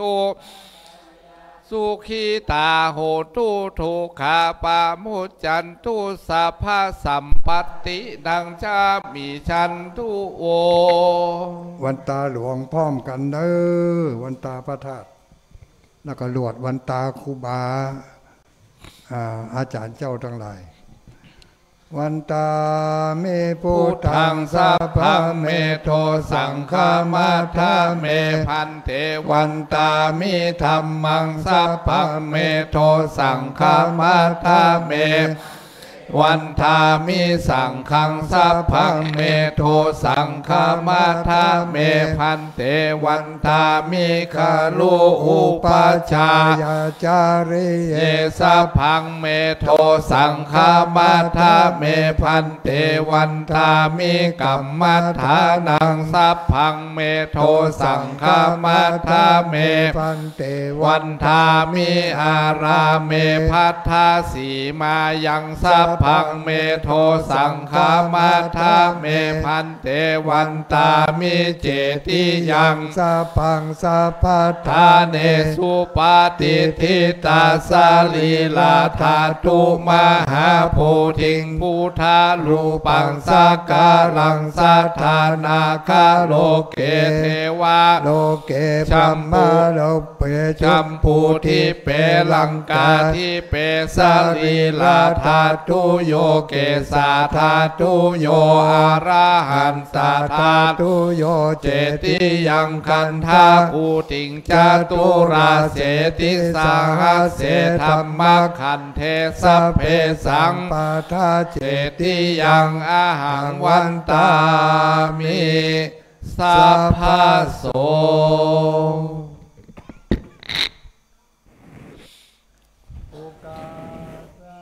วันหามิพันเตสัพพังอปาราทังขมาทุโนพันเตมายากตังปุญญังสามินาอนุโมทิตาพังสามินากตังปุญญังไมหังตาตาพังสาธุสาธุอนุโมทามิสุมาแก้วทั้งสามลาพระครับเอาลาพระเลยสุมาแก้วทั้งสามตะกี้เราลงแต่เนาะอันทาธานิมายังพันเตอาปุชฌามาพาหูกิจามายังพาหูการานิยายัตถานิตุมเหกาลังมัญญาธาสาธุพันเตสาธุพันเตสาธุพันเตนิมนต์พระคุณเจ้าฉันเพลที่ศาลาทางเหนือเชิญสถาญาติโยมฉันเพลรับประทานอาหารที่โรงทานเนอะพรมน้ำมนต์นะครับผมเอาคุณญาติโยมเอาน้ำมนต์ไปพรมพระพุทธพระธาตุงานนี้บอกพรมน้ำมนต์พรมงานอื่นงานนี้ญาติโยมเป็นคนไปพรมไปลืมโรงทานเนอะวันนี้มาหลายอย่างนะนี่เดี๋ยวอาติมมันได้มั้งนะนิมนต์ครับตามอัธยาศัยตึงใจไว้เพื่อบูชา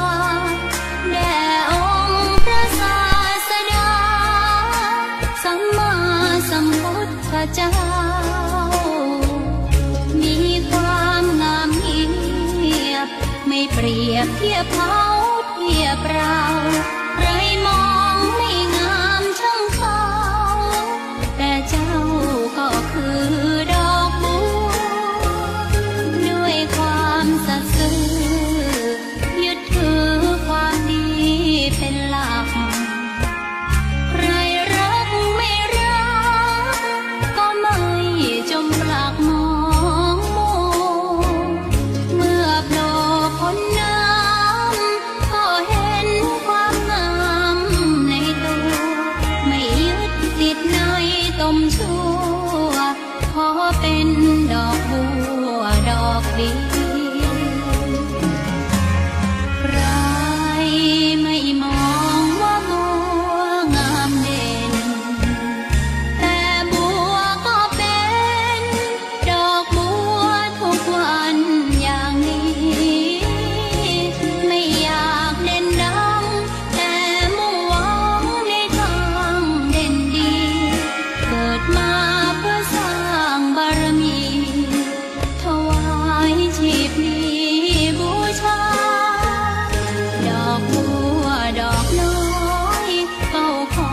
คนที่ใจบุญ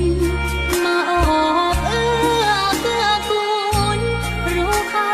ของบุญเก็บบัวขึ้นมาเพื่อสร้างความดี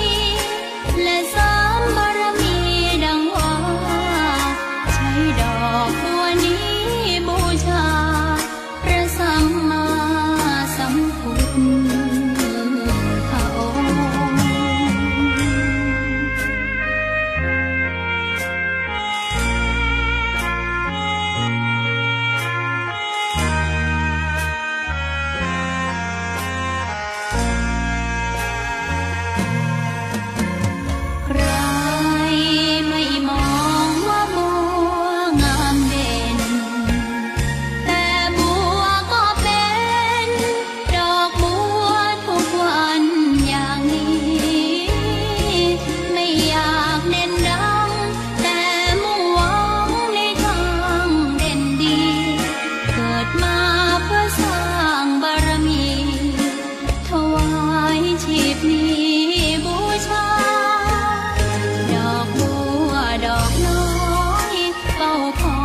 คนที่ใจบุญมาออกเอื้อเกื้อกูลรู้ค่าของบุญเก็บบัวขึ้นมาเพื่อสร้างความดีและเสริมบารมีดังว่าใช้ดอกบัวนี้บูชาพระสัมมาสัมพุทธ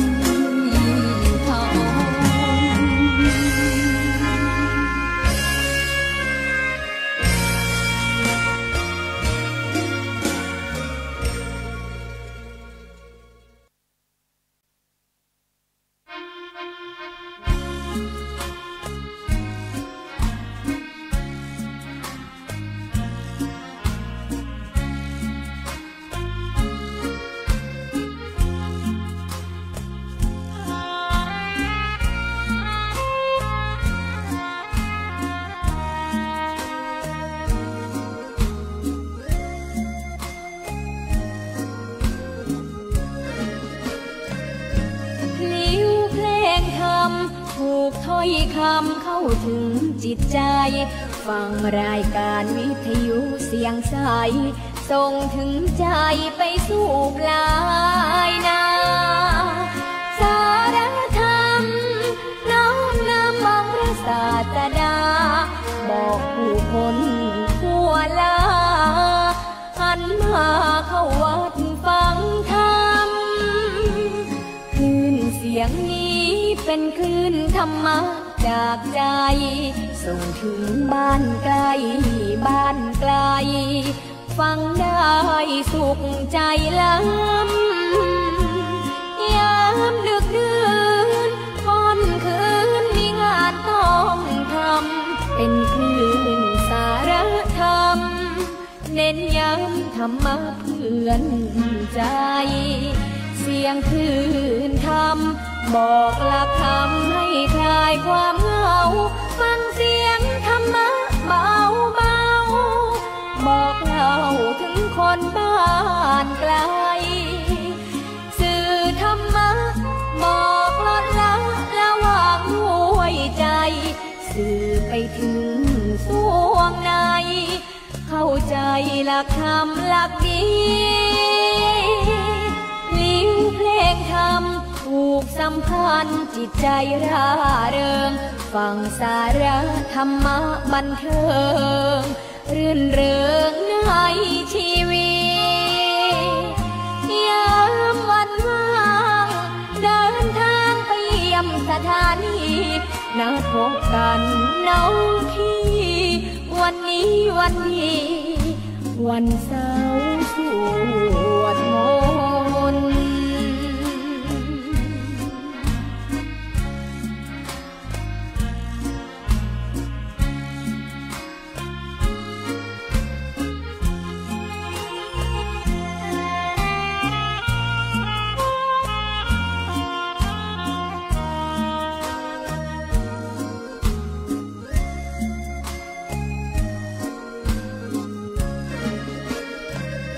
เสียงคลื่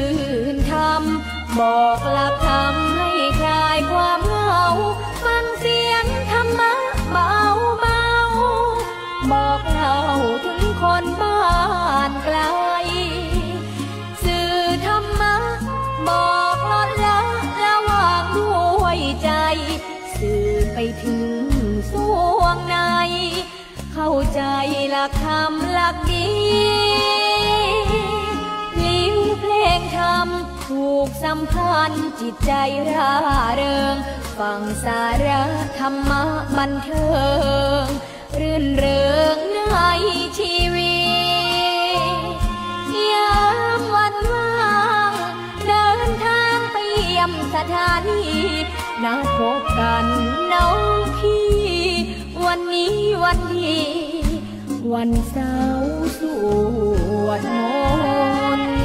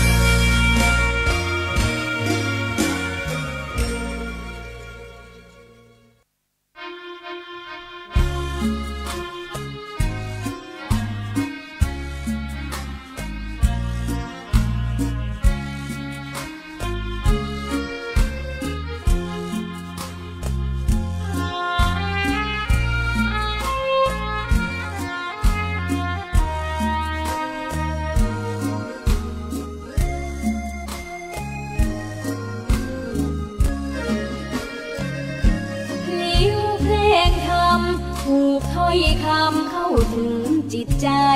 ฟังรายการวิทยุเสียงใสส่งถึงใจไปสู่ปลายนาสารธรรมน้อมนำเอาพระศาสดาบอกผู้คนทั่วลาหันมาเข้าวัดฟังธรรมคลื่นเสียงนี้เป็นคลื่นธรรมะจากใจส่งถึงบ้านไกลบ้านไกลฟังได้สุขใจล้ำยามดึกดื่นค่ำคืนมีงานต้องทำเป็นคลื่นสารธรรมเน้นย้ำธรรมะเพื่อนใจเสียงคลื่นธรรมบอกหลักธรรมให้คลายความเหงาฟังเสียงธรรมะเบาเบาบอกเล่าถึงคนบ้านไกลสื่อธรรมะบอกลดละระหว่างหัวใจสื่อไปถึงสวงในเข้าใจหลักธรรมหลักดีลิ้วเพลงธรรมผูกสัมพันธ์จิตใจร่าเริงฟังสาระธรรมะบันเทิงรื่นเริงในชีวิตยามวันว่างเดินทางไปเยี่ยมสถานีนัดพบกันน้องพี่วันนี้วันดีวันเสาร์สวดมนต์